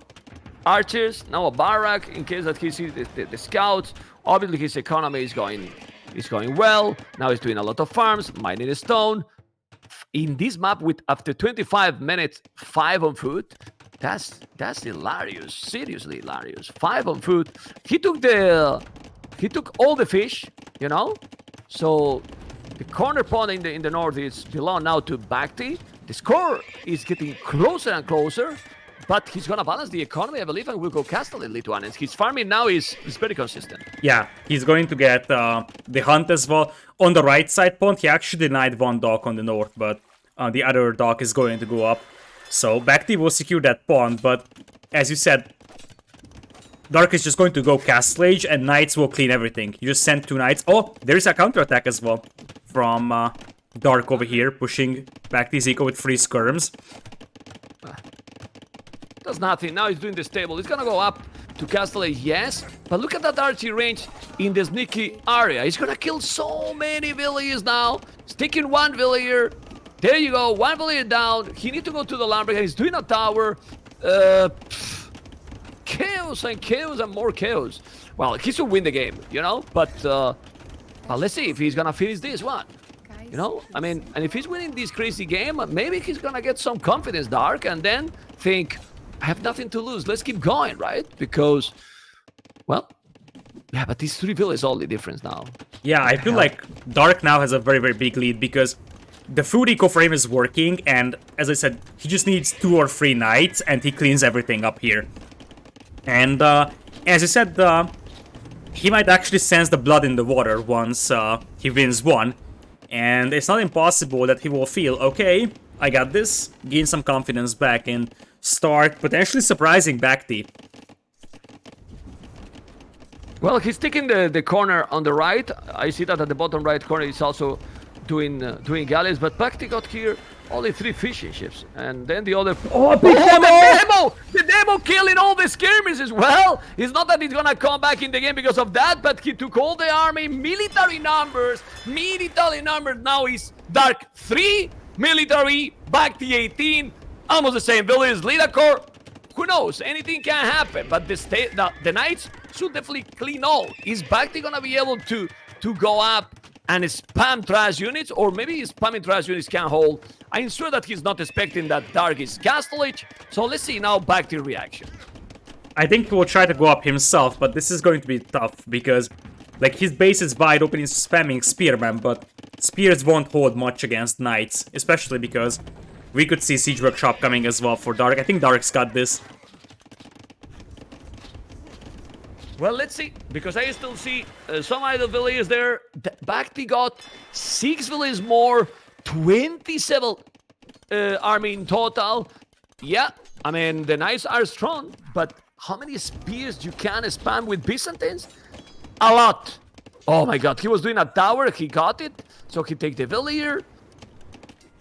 Let's see, man, let's see what is gonna happen. Now he's doing the fire galleys in the south. BacT is still not up, he's doing the wheelbarrow. He's still not wall. He's bringing the army at home. A lot of army that he's bringing at home. Botkin, why he's doing Botkin arrow? You don't need Botkin arrow.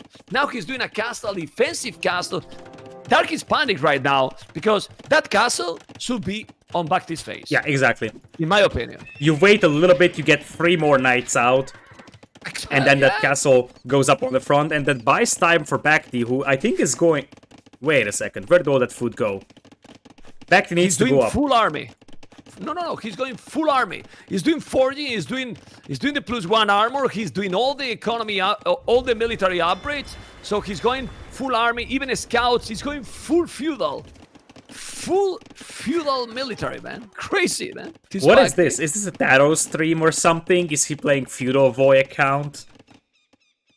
Yeah, well, I mean, Dark doesn't have army at all. So if he's spamming his spears, he's gonna take the knights. And just look at the value of those units. Those knights are so expensive, and he's still with 4 villages more. So, well, let's see. He's gonna have the castle there. Obviously, it's a weird decision, but look at now. Double attacks now for Dark. Didn't make a single upgrade. He did the bloodline, he has the +2, but how many knights he got? He got 3 knights. I mean, 3 knights. Why he's not doing 10 knights? Oh, right, look at that counterattack from BacT. If BacT finds that stone mine on the left with the scouts, that could be a disaster, and he's very close to clicking up. And one thing we haven't talked about is that BacT has 3 pawns right now. So the fish boom is starting to kick in. BacT is winning the game. Oh my goodness. Yeah, because the knights won't do much. All the knights, bye-bye. And all the knights, bye-bye. If BacT gets inside... If BacT gets to Castle Age, he can make camos, and he's gonna be able to hold that one nicely. And he's gonna have a very consistent food eco. So food from the left, food from the right. Look what he's going to do. Lidakor, I think... Well, he can go full army like you said, but even with the 27 on foot, he can get the resources to go even Imperial if he wanted with Byzantine, seriously. But only going trash, he can definitely win the game. I don't know what you think. Oh my god. That was a beautiful demo. Yeah, exactly. Yeah, I was looking at that as well. In the south. It's important because that's the villager that was meant to repair docks or ships. So sniping the repair villager is always nice. And he's trying to keep that dock alive until he gets the war galley upgrade, I believe. Look at the tower he's doing behind that wood. He's being annoying. I mean, BacT's attacking all over. He never stopped. He's being annoying, doing the tower, Byzantine towers. He might doing now war tower, pikeman upgrade, Botkin. I mean, also cheap. He still have good farming echo, 27 on food. The same village, triple the army. Not triple, but more than double. And, you know, late is also now going down. He got a few skirmishes to clean that. But the chaos he's creating is gonna give now him, in my opinion, a beautiful position. But let's see on the left, Lidakor, because there is some nice ladies coming, and BacT base is a little bit exposed right now. Yeah, it is, but look at that train of spearmen coming in, and it's just 1 or 2 ladies. And as I said, all that BacT needs to hold out for is like 10 seconds more. He has a stable back at home, so he's gonna get camels out to deal with those faster moving units, or monastery as well. Pikeman makes sense, but I feel like you need something that's faster to kill the knights and ladies. And he might even go for the war galley upgrade. He will secure all 4 pawns, and he's even burning the market of Dark down with the fire ships. Yeah, but not only that. I mean, look at in the south. He's recovered already the lake. He has four galleys that he can move and now kill all the efficiency from Dark. And I insist, he only needs... He's gonna make a TC, but he got a stone to make a castle. Look, it's food. He can go imp if he wanted. Yeah, one imp, 1 TC, and push. Yeah, exactly. In this scenario, especially considering how good your food eco is, it's untouched fishing eco on basically 3 lakes. It's in reality it's just 2, but you can just make a castle, go into Imperial, and start trapping down your opponent. Yeah, anyway, he's doing now the wheelbarrow, but wheelbarrow has been done by BacT long ago. He's still 700 food. He need a second TC. He need to go back. He has 500 stone. I think he just need a castle close to that siege war shot from his opponent, saving, defending that second TC. And his resources, he's doing the husbandry. Well, he keep doing army, but I insist, if, well, I mean, if he's doing army, it seems that he's gonna be able to go up to Imperial at Lidakor quite fast. Yeah, he's piling up resources for Imp. I think that he's just getting upgrades in right now, like Husbandry, because he has too much food and not enough gold for Imp, but he will go Imp in this one fairly soon. And Dark is trying to collect relics, but he's up against so many cheap pikemen, cheap camos. It is very, very tough right now for Dark. He still has the score lead, but that's, I think, very, very misleading. Yeah, just looking this out already. 4 points. 4 points for BacT.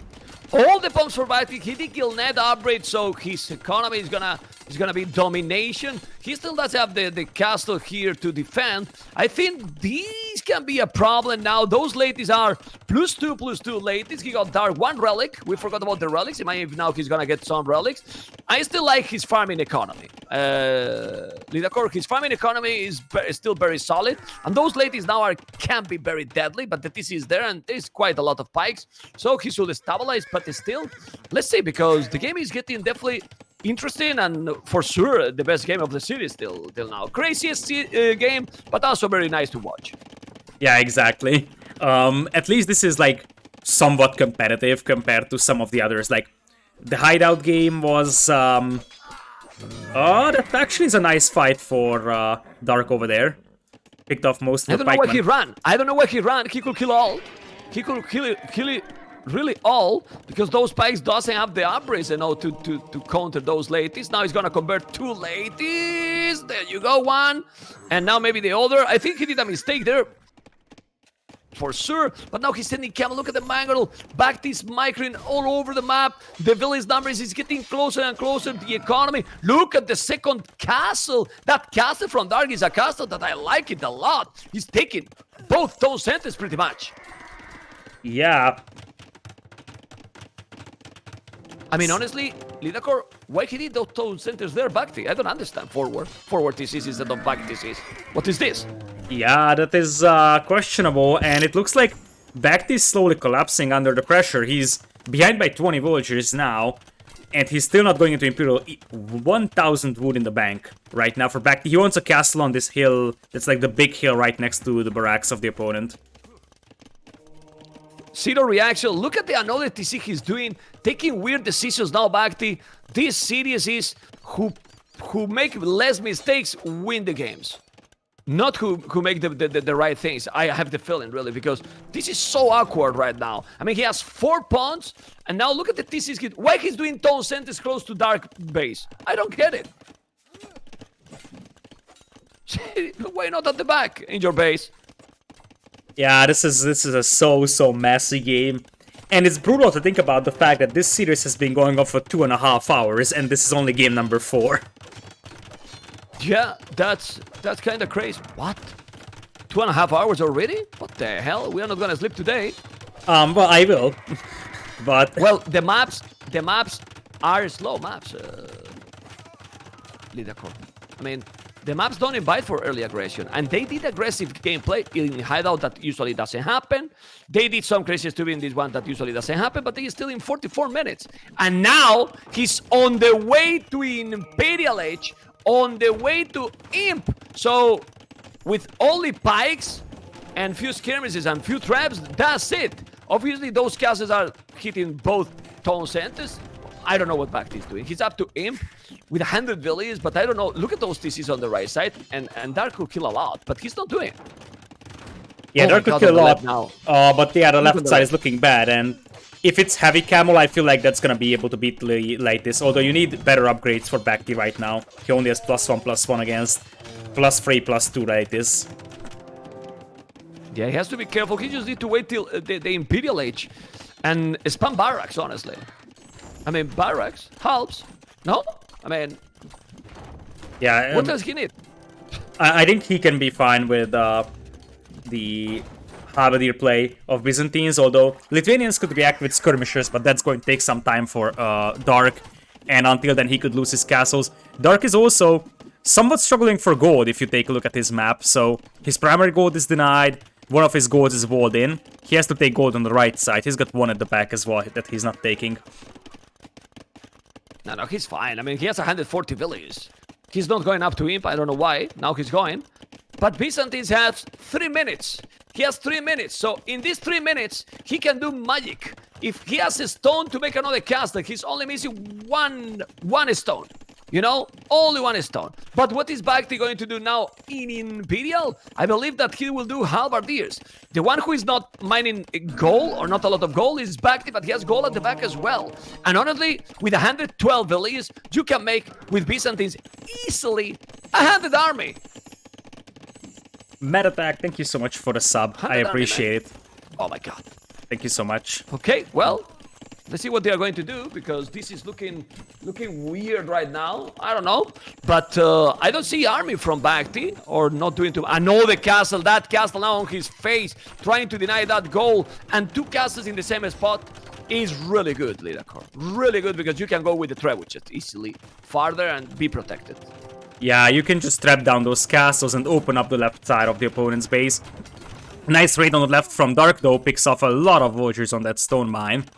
So that's a nice response. And the vulture kill death ratio is actually pretty close. So 40 vultures killed by Dark, 30 only by BacT.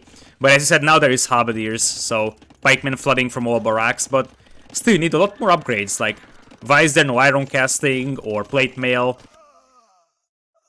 And that's a pause, I think. I don't know. I'm collapsing. So maybe I thought, okay, they collapse as well. The game collapsed. Everything collapsed. No, it's with a surprise. All crash. You know. So no. Pause and, just think about it. Okay. I was actually willing to point this one out. It was just too chaotic, this game. But this is basically the first time we're seeing a pause in a series where BacT is playing in. We completely forgot about the fact that this is BacT playing, so we should have like 5 pauses. He did another pause. He did another pause, I think, in the previous or 2 games ago. I asked you the same question, remember? But yeah, with BacT, usually it's 2-3 pauses per game. Yeah. You know, so... oh my god. Okay, well, he has a stone to make more castles, but I still don't see the halves. I think the halberdiers should be there. I mean, it's so difficult to analyze this game, because when you see this kind of gameplay, I mean... yeah, there's a lot of theory, but wow, you just need to be so fast, try to focus. What BacT definitely needs is to mine more gold and obviously more trebuchet. And if he's taking those castles with the advantage he's getting here, I don't know. Ladies are +4 already. +4 ladies already. He got 3 relics. I mean, those ladies can be monster, Mr. Lidakor. Yeah, and the relics are in different monasteries, so it's not easy to just unpop the relics with a trebuchet, but still 2 of those monasteries could go down to trebs, and the other problem that you're facing is that you need castles to make ladies. Though BacT is losing a lot of vultures now on the right. Yeah, he's not sending anything there to defend.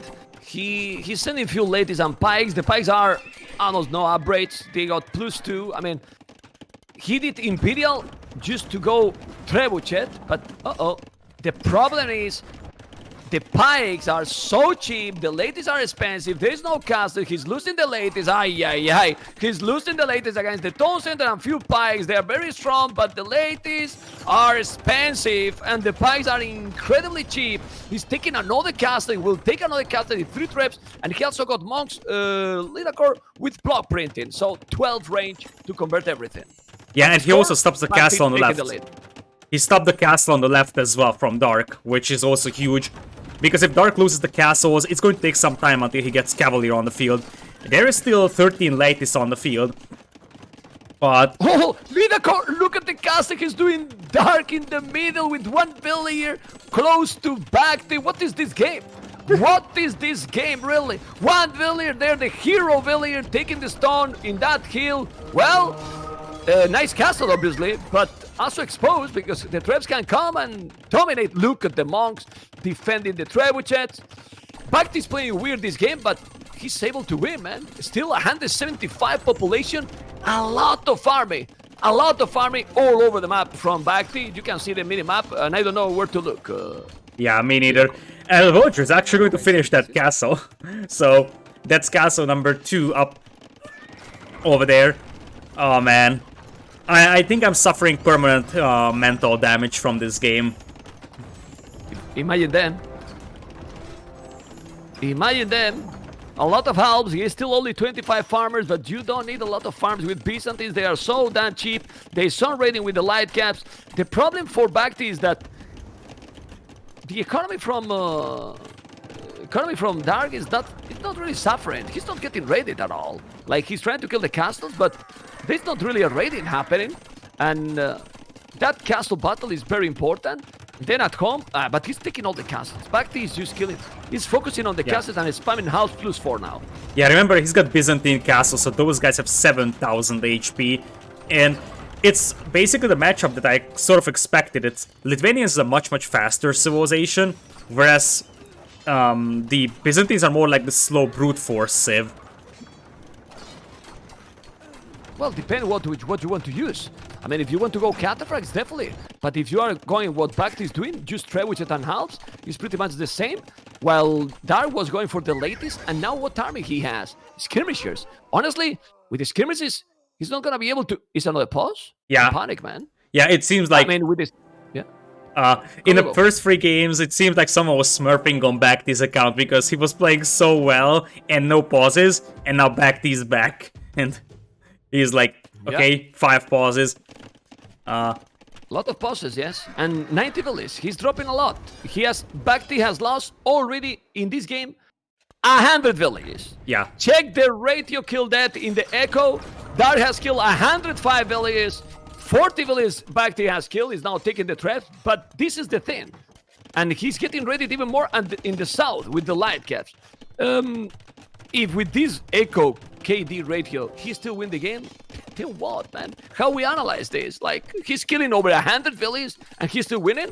Because it's possible that he still win. Look at the population. Military numbers, 77. Yeah, but I think BacT needs to stabilize his eco because 84 villagers, even with Byzantines, isn't necessarily enough.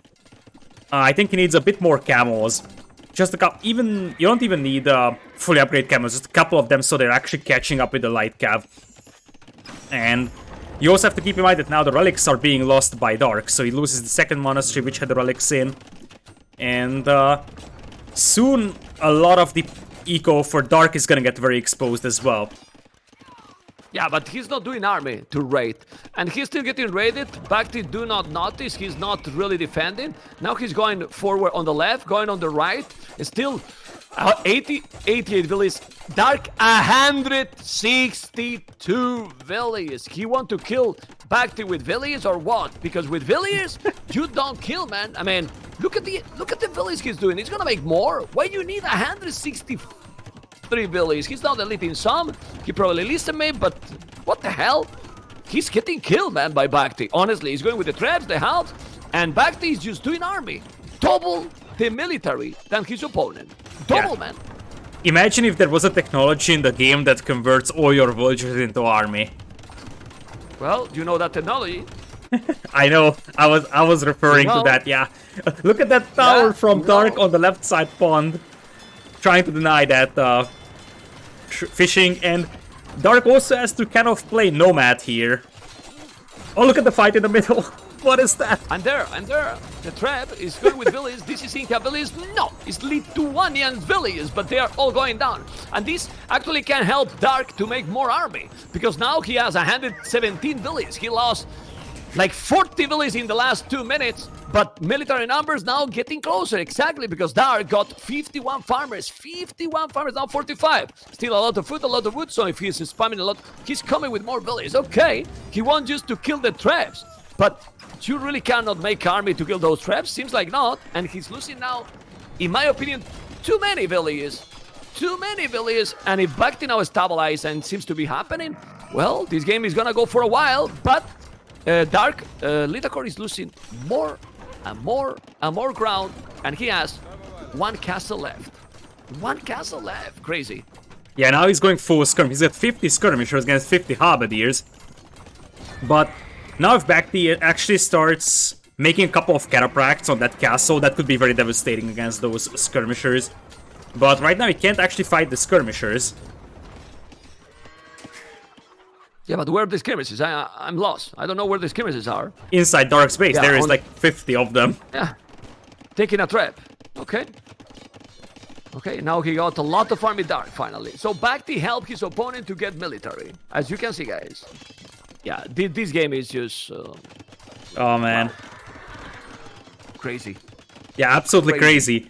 And like, I'm not sure if this was the original game plan here for BacT. I don't know, like How to be. Like, I'm not even sure if he actually would have played this one this way if this was a much stronger opponent. So he can't have felt like they just wanted to finish this game quickly with all the lames. That's how it felt. Look at the castle on the left. BacT is gonna make an amazing castle to avoid all that raiding. But now Hussars are coming. Hussars, but he's still with the house. Well, he need more farms. BacT need to make a lot more farms. He need also cavalry as well. Halberdiers don't think so is enough anymore. This is 20,000 million skirmishes, and with the 3 bombard cannons as well behind that. How you can stop that now? I think this should be finally the 3-1 after 1 hour of pure chaos in this game. Yeah, it seems like it, because one of the reasons why I like Lithuanians more on this map than Byzantines, or Huns also, or Byzantines, is mobility. The map is open enough to be raidable, and as you said, there was barely any raids coming from BacT. If BacT had like 15 light cav here, he would just destroy that entire blob of skirmishers. Yeah, but the economy has been disaster for a really long time. Like, he never get more than 30 farmers.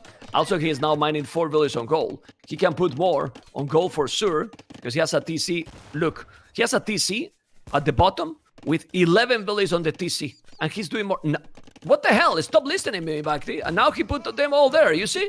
So he has economy still to get, but he's not using. Imagine if now he's just doing few cataphracts. He eat everything with those, but he doesn't have economy. 36 farmers now. He's rebooming now, BacT. And he's making more barracks.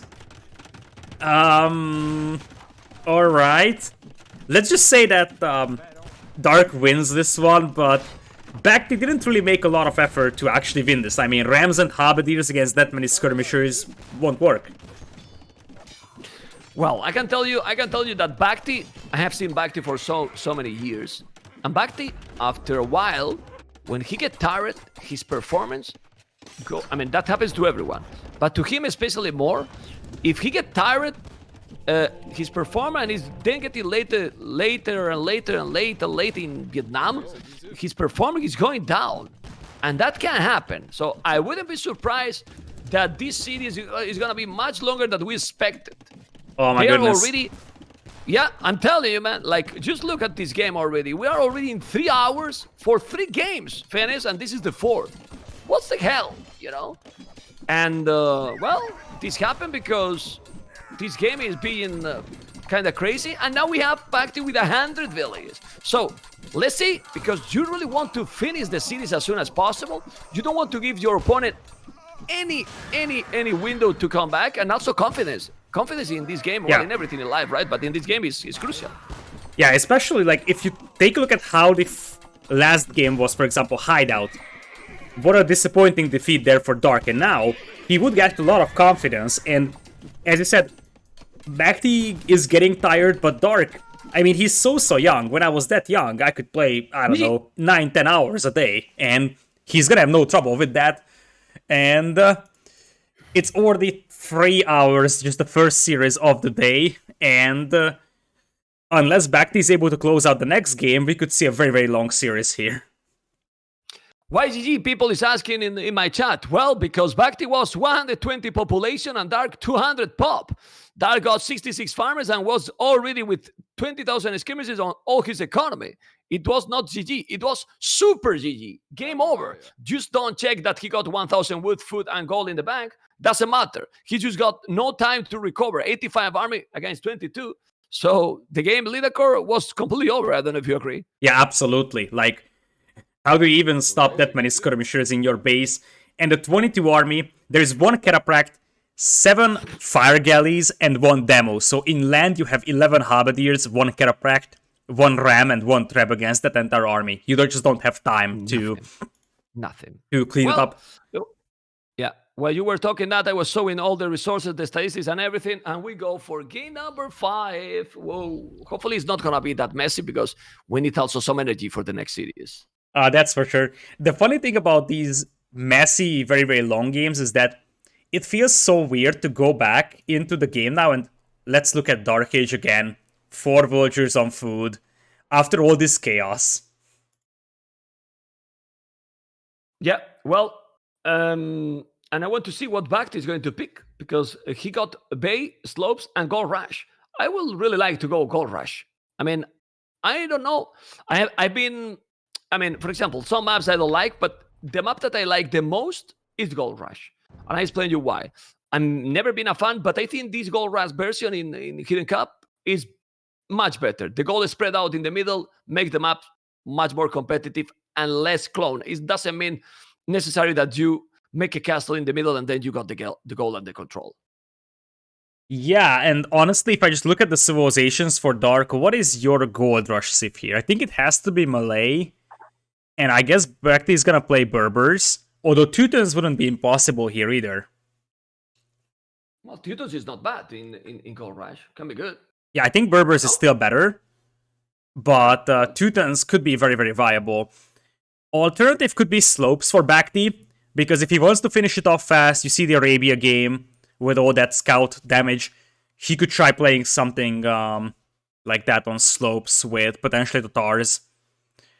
I don't think he should go for bait, because that has the tendency to go into late game, and I feel like he's got a better chance at just winning fast games, especially, as you said, especially if he's getting tired. You don't want to drag it into a 5-hour-long Bay game as well here. Okay. Well, I don't know. I really think that the previous game was fun because it was mess, but I don't think it was a great game, in my opinion. I think both did crazy amount of mistakes, and the strategy from BacT in the start was so weird, you know, was really so weird, you know. Yeah, absolutely. He kind of felt like he actually wanted to just finish this game off really fast, like just lame the gold, kill the fishing eco, you know, kind of just destroy the morale of your opponent. But Dark didn't give up easily. Wait a moment. Wait a moment. I have to say something important that happened in my chat right now. I mean, someone has said something bad about T90, and my mod just delete that message because that was a bad message about T90. So obviously that people can't mention the name. That was my mod did. He did a bad comment about T90, and my mod just deleted because you cannot say anything bad against anyone unless about the host. Yes, it was a bad comment. Absolutely. I mean, if you call someone thief, it's a bad comment. I don't know what you think, Leader Core. So yeah, that has to be deleted immediately. I feel like everybody can select. There are so many casters out here. There is no problem if someone doesn't like No, a caster. it's not about that. The topic is not about that. The topic was, sorry, you missed the topic. The topic in the chat was that it seems that T90 is telling that the previous game was great and so on. And then everyone has different opinions. If he thinks that was a great game, well, his opinion, but you cannot insult that guy because he thinks that was a great game. If he thought that it was a great game, why not? Yeah, I mean, people like different maps, different games, and everyone, you know? So that's it. Yeah, it actually was a fun game in its own way. I'm not going to say it was my favorite. Exactly. It was a fun game, but for me, it wasn't a great game, but it was a fun game to watch, which is different. Yeah, I feel like it was very, very chaotic, but it was entertaining in its own way. Yeah, and everybody has different opinions, exactly. So, for example, I like open maps way less. So, I, for example, hate Atacama, but it's my opinion, and I'm not going to bash anybody for saying Atacama is good. I mean, for example, yesterday there was a game in Islands that LAN played excellent with 0 mistakes. What a great game play. But I prefer the previous game miles away because it was chaos, it was action. It wasn't great play because they took some weird decisions. But what happened? With chaos games, with weird decisions, it's also easier to make mistakes. That's also truth, you know? So in terms of quality gameplay, probably wasn't the best. Probably. but the game was fun to watch, I'm sure, as well. Yeah, we have a new game. It is Tatars versus Malay on slopes. So Dark continues to go for his somewhat surprising Sith selections, I have to say. Okay. Tatars and Malay. Yeah, it seems that I have some problem with my Twitch servers. I don't know if you have, but I have some problem with my Twitch servers. My stream is down, so hopefully it will be back soon. Yeah. But Tatars and Malay in slopes. I mean, all the selections are being kind of awkward, So yeah, well, let's see. I mean, I understand the concept for Dark. He's definitely the underdog in this series, so he needs to pull some surprising strategies. And Malay can be a very, very underrated Sith for this matchup. So Malay, if you use the timing of Malay well, it can be very dangerous. Even as you said, all of the Swords players are pretty experienced on Arena as well, and they are pretty good with Malay as a result of that. Okay, let's see what is going to happen in this game. We are about to start. 7 seconds. Well, my stream is still not back, but this usually happens. It happens to me. I don't know what happened with the servers. I think it's the Spanish servers. I have to use the Spanish servers. I will try to use another, but still. Anyway, there you go. We are starting, and just when we are starting, the stream is back, so that's good.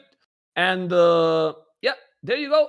This is we were talking about the civilization, right, Lidakor? And this choice with Malay here, well, it depends how you play, right? And let's see how it's going to be versus Tatars. Yeah, absolutely. On the other side, the more conventional Tatars pick here. I think the first question that you have to ask yourself is if either of these players will move out to the pawns. I would think that if I was Dark, I wouldn't risk going out for the pawns. Based on what I've seen the first game, losing all those forges at the beginning, if you are Dark, you want to play a longer, slower-paced game, so don't want to risk moving out to the villagers, to the pond. The main question is, if you actually take the shorefish, can you fit a dock on that little pond for Malay fish traps? I don't think so, but it would be a fun one to take a look at. Yeah, well, I don't know. I don't know what is going to happen. But don't think they will do, but it's weird selection here. I'm not a fan from Malay in general, They feel to me a little bit awkward to play, but well, we will see. And red as a dark as a red with Malay on the left, and then blue BacT on the right side. The maps here is generally very easy to wall, right? So they will wall probably, right? Both players. Yeah, I think so as well. In fact, I feel like one of the things I don't like about this map is that the map is just a little bit too easily wallable, and I think this wants to be like a traditional Scouts War open type map. And it more like is getting closer to a Drush Archers, Drush FC. Many people have tried Drush FCs on this map because it's so well walled. I think you need a little bit less wood lines in the middle for the players, so it's a bit more aggressive. Because I feel like that the early game on this map is a bit too passive compared to what is intended, I think. Okay. Well, 4 villages on wood. 4 villages on wood, and yeah, I don't know. I don't know what is happening with my stream. Let's see. I will stop it and restart. You keep going a little bit, Lidakor, please. All right. So 4 of wood from both players, and I think that's no surprise with Tatars. Like, in Hidden Cup 3, we have seen this map being mostly a Scouts map, but in Hidden Cup 4 so far, it was always an Archers map. And Tatars, free Thumbring is what you really want to capitalize on. So that's the main reason why we're seeing BacT bringing Tatars in here. Voyager will not die. So, now the next question is where the males are going to be going up. So far, no males from either side. Okay. It's back. I just have to stop my OBS and change the server because as I was expecting, it was trying to reconnect. I don't know if it happened to you. It was trying to reconnect to the Spain server, but it wasn't working. So I have put another from another country, and now it's working perfect. Yeah. Anyway, sorry for that. For my viewers, your viewers probably was watching completely fine, Lidakor, but mine they were not watching because Twitch has some problems, but now it's completely back. And I will have to repeat a little bit the core for my viewers because they couldn't see. And well, we have Malayan Tatars, and you can see red left, dark, BacT on the right side as a blue, and is denying the barrack already, which is good. Yeah, try to go. That's a deja vu to me. To avoid, yeah. That's a very, very big deja vu to me from the first game, and that wanted to be a pre-meal drush, but it's going to end up being like a post-meal drush timing.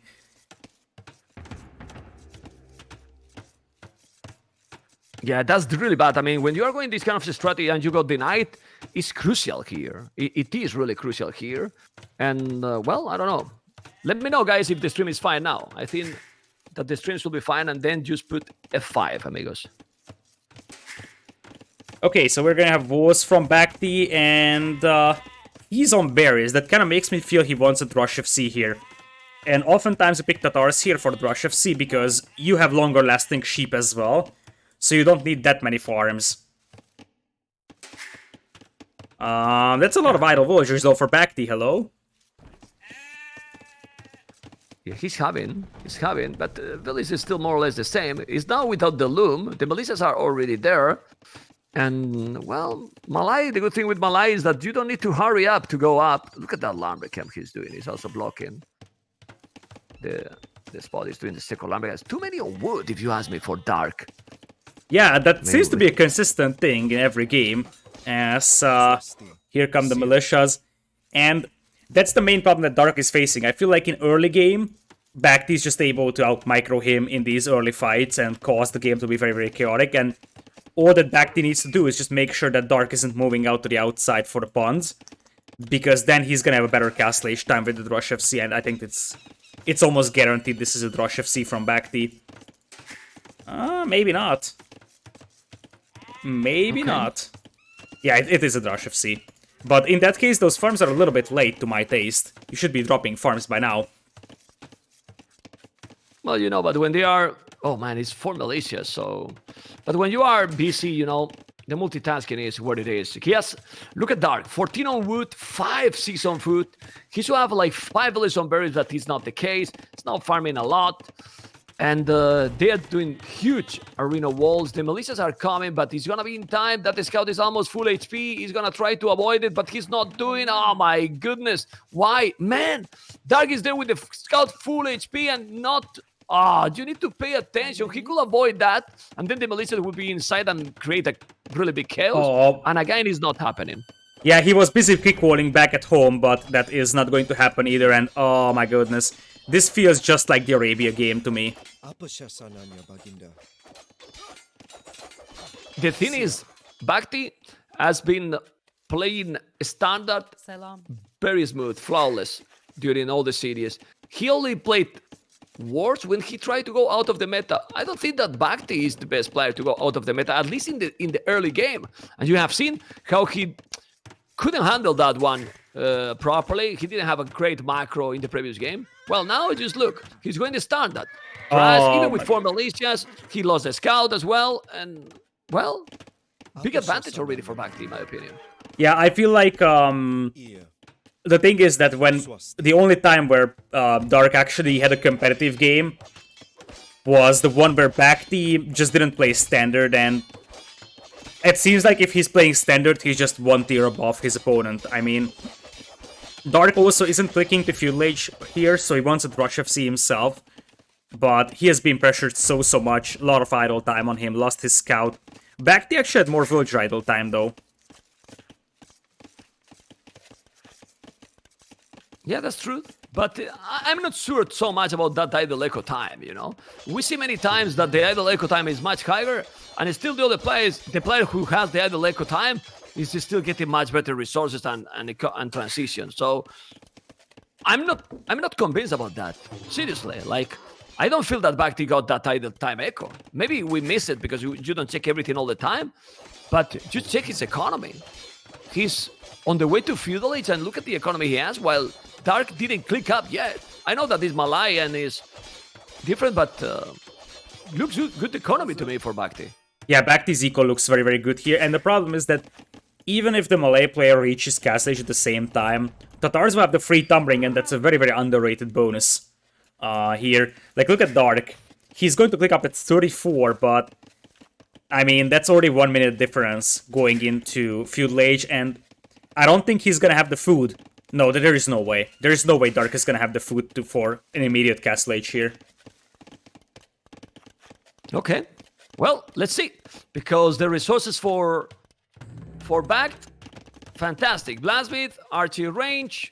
I believe that he'll do a second archery range. And then Castle Age. Still, Dar will have leader core because it's too many farms. As you can see, he's 14 farms. He also have 2 villages on Q already, you know, and he has 4 villages on berries as well. So he's 18 on food. He can even make the market, you know, if he feels that he's gonna be a little bit too close. But he's 500 food. I think he will have the resources.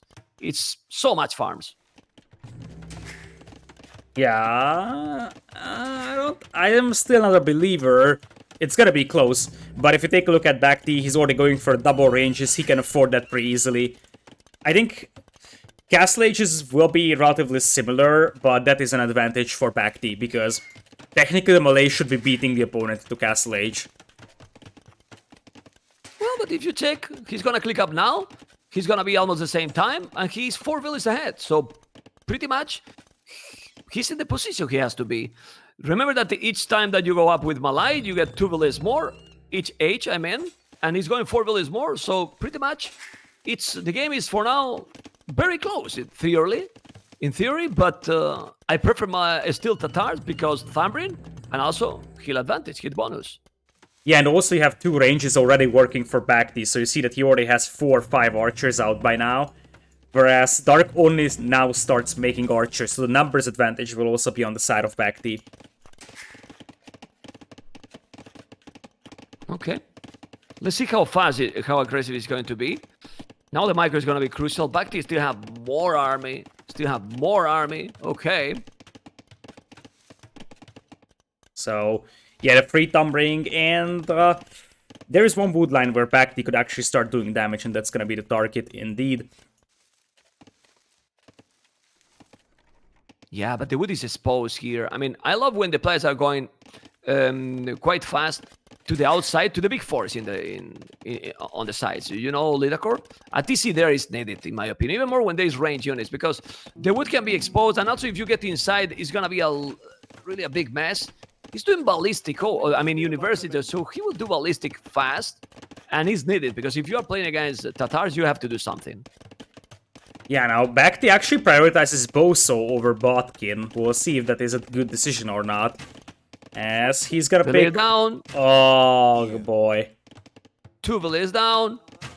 Yeah, well, expected. I mean, in this kind of situation, I don't know if the players are doing Tone Watch, but you know, I think with this kind of fast castles, instead of doing 1 villager, I will do Tone Watch in the process, you know? It gives a lot. That's really underrated. Look, because look at the wood, he cannot see it. With the Tone Watch, you see everything coming, you know? And they don't do it, man, and they keep losing villages and villages over and over, all the time. Yeah, and I think one thing that we'll have to add as we progress deeper into this game is that Tatars will switch it to Cav Archer, and the mobility advantage will be on the side of BacT very much. And that's going to be something. Now there is your Town Watch. There you go.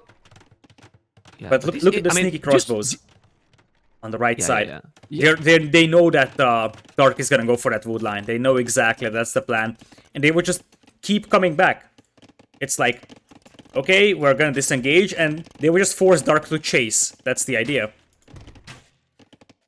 Yeah, I mean, when you go with this amount of army, it's great to go in several spots. He's now on the right side trying to get inside. Then on the left, he's waited a little bit because he's thinking, like you said, now he's going to chase me in that area, but it's not happening at all. Dark is not taking that shot, and he stayed, but he's falling behind already. I don't know if he did ballistic. He didn't ballistic. He's still missing the goal.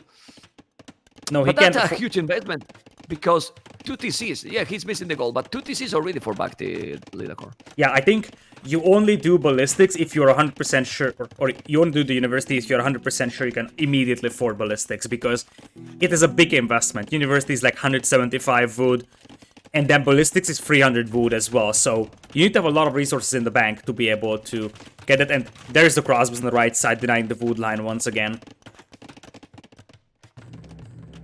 And behind this one, there's already elite skirms pushing up for BacT. And I don't think that Dark is expecting those elite skirms just yet. Okay. Well, ballistic, the crossbows is still with... The good thing is that Malai, since you are ahead, he's still in numbers with Valis. The same numbers, but the problem is that those military numbers are starting to be so solid, and those elite skirmishes combined is gonna be deadly. Really, really deadly. Still no horse collar for anyone, no Bozo. Look how he's trying to micro, but he can't micro now against those skirmishers. Yeah. And that's going to be potentially the entire army caught off guard here by Dark. And remember, there is still crossbows for BacT on the right side, so he can come back and get a couple of kills. Now, there's ballistics at least for Dark, so he can do some dancing around. He's working, man. The ballistic is helping a lot, actually. Look at this. He's doing amazing damage, to be honest. He's doing, in my opinion, a really, really great job killing a lot of those units from BacT. Seriously, he's doing fantastic now. Yeah, that's an excellent work from him. There is ballistics coming in for BacT, but I feel like BacT tries to trap this army here, but he's just going to end up losing all his skirms. Oh my goodness. He's losing all. Exactly. He's doing an amazing job here, Dark. Look at the score. His BacT is starting to dominate, but the archers in the north, he need another TC. He's now doing the siege war shop. I don't like that one, but he's trying to avoid that BacT keep pushing him a lot, but then he's falling behind in economy quite a lot because now he's the third town center from BacT, and in long run it can be so deadly. But man, these ballistic units, Abrid, make that Dark units is taking everything. Look at the ratio kill death. Lidakor is insane in favor to the Russian player, man. Yeah, and you talked about the fact that you know, BacT might get there. It's actually getting late in the evening for both players. But the brutal thing here is that Dark is a very, very fast player as well. That's a very underrated trait of his. I feel like in 2 or 3 years, he could be the next Leary if he keeps improving like he's doing it right now. And that's the second TC for him as well. And he's pretty much in this game, to be honest, with ballistics and his crossbows, and now he's going to start counterattacking. Honestly, he should go push, in my opinion, now. The problem is that he doesn't see what we do. You talk about the next new Leary, but you know that the kid, you know, the kid is unique, man. I mean, I'm a fanboy. The kid is the kid, man. I'm not sure about that. We will talk offline about this, Lidakor. We have a big debate to have here. Yeah. Because the kid, it's my kid. What the hell, man? Okay, jokes aside, he need really to push. And imagine here coming with a siege war shop. He has the town center, now he has the army. He got, but the numbers are almost the same, and now back to 10 villages ahead. It's very difficult to push. He had the Scorpion back at home as well. Some action, but Tatars so have an important advantage soon. And he can also switch to knights, maybe, to kill, combined with the skirmishes. I don't know. Yeah, this is going to be a little bit tough for Dark because he doesn't really have the army numbers that grouped up all together, especially if he loses that Mangonel. But BacT is off from gold because of that Mangonel pushing up, and I'm starting to feel like Dark is gaining more and more confidence in this one.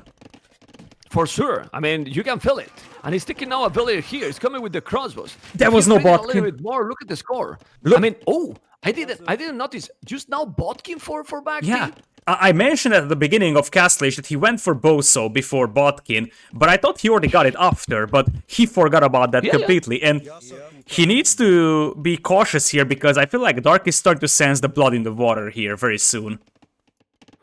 And not only that, like, 7 villages, okay, is an advantage, but he got wheelbarrow for a long time. It's true that 11 farmers, I feel that is kind of too little. And 300 score ahead for Dark. Dark is now getting the hill advantage. He has the skirmishes as well. He got the +2/+2, while not +2/+2 for BacT. And this is starting to look rough in this game for BacT because this is starting to be a lot of farming. And imagine now a push from the Russian. And I don't know, Mine Stone, drop a castle, and with Malai transition to Imp, boom. But he needs to keep the pressure, in my opinion. Yeah, he has to be careful as well, because he doesn't want to fight against Tatar skirmishers up hills.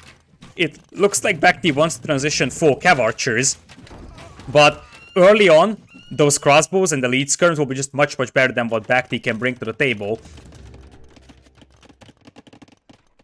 Honestly, with 2TC's Malai might be fine. He just need to keep all the pressure, even more mangonels.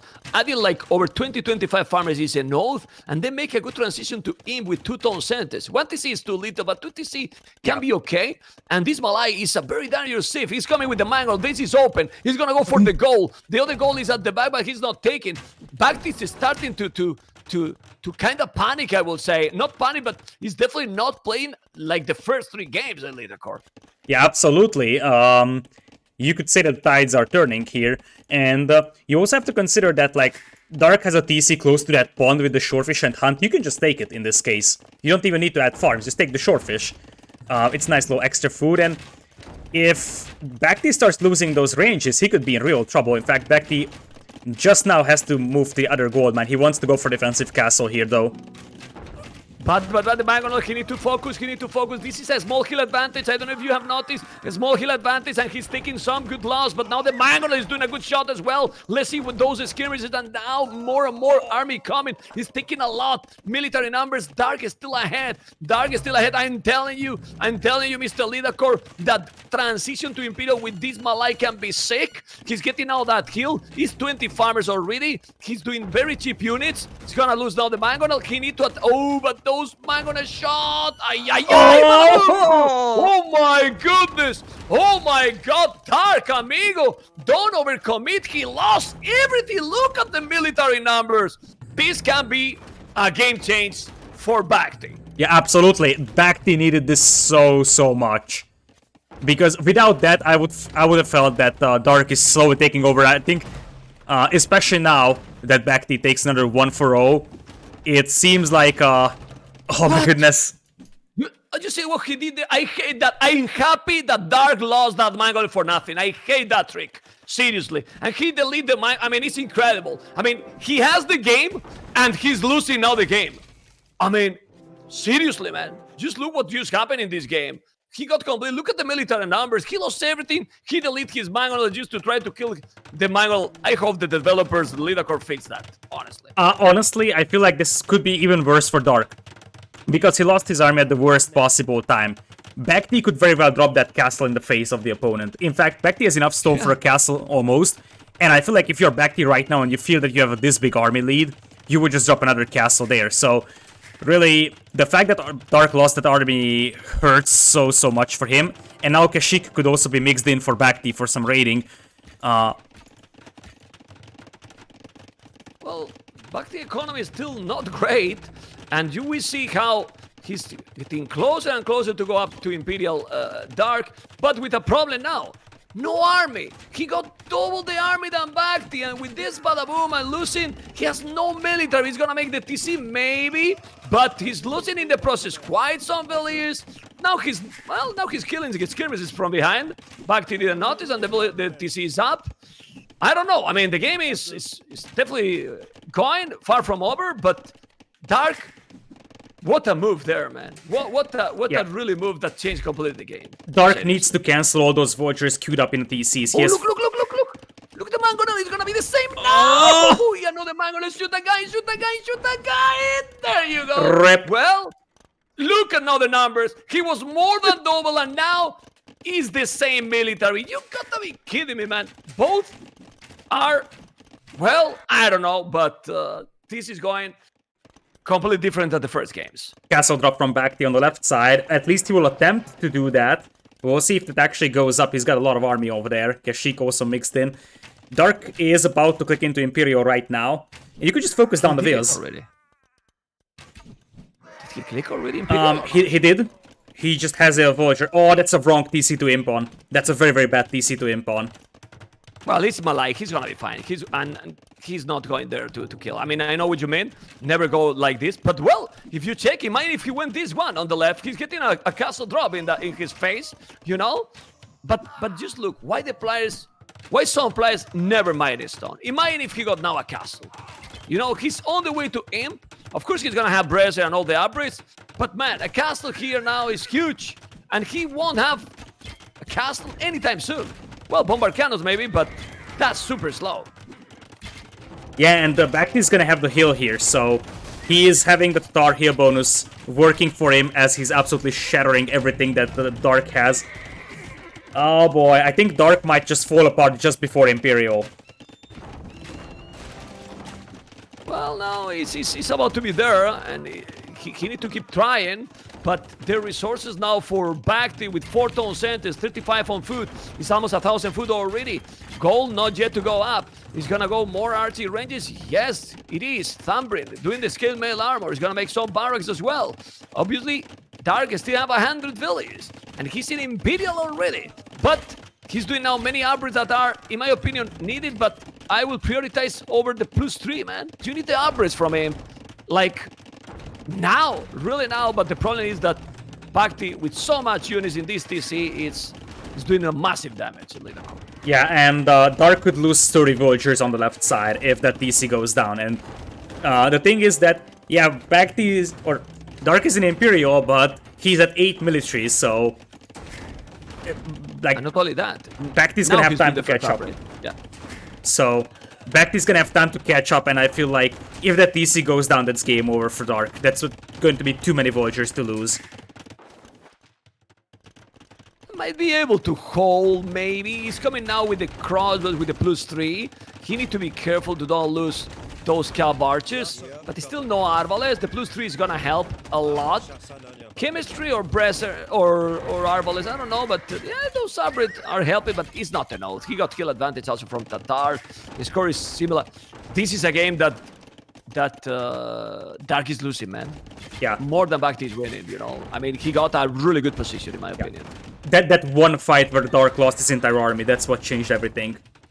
Because BacT was able to just sit back for a moment, gather his army, get a defensive castle up.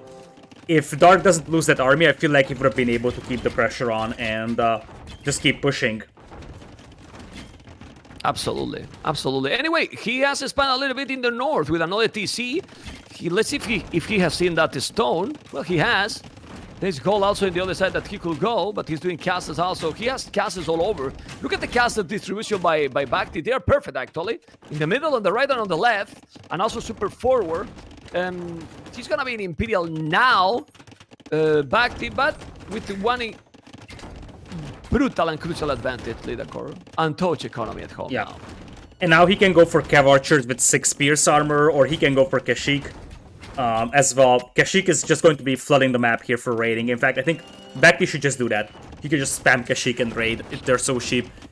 As I said, if that TC goes down, I feel like the story ends here for Dark. Well, what is the next series? It's ACCM versus Danielle? No, that's the last, I think. It's Heart versus... Heart versus Barles now, okay. Heart versus Barles is the second one. That might be a very interesting one for sure. But we will talk about that when this finishes. Now he's about to have a stone to make a castle. Population, to be fair, Lidakor, is very close. Now he's losing some units that he shouldn't lose. But this is the main problem, like you were pointed out. If he's losing this TC, how you defend now this third table is simple not. And BacT took the game. A game that sadly for Dark, when he watched the recorded games, if he does, because I don't know, he will really get annoyed because he got a really good position there. Yeah, I feel like it's very, very weird that a game that goes for 44 minutes and there's like so many levels of strategy in it, we are so often decided by just one single moment, and I feel like that moment was where Dark lost not just his army to that mangonel shot, but also like 2 or 3 mangonels. So at that point, suddenly BacT had twice the army, and he could just spam castles everywhere. This castle on the left wouldn't have happened if Dark keeps that army alive.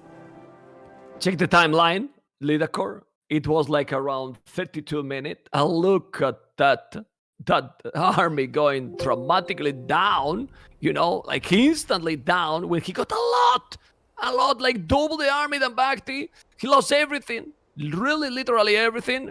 At the end, the same values, technology, but the small details, guys, matters a lot. And that was the last game. And, well, hopefully, guys, you have enjoyed. This has been BacT versus Dark. And BacT, congratulations, he's in the main event. Yeah, that's absolutely right.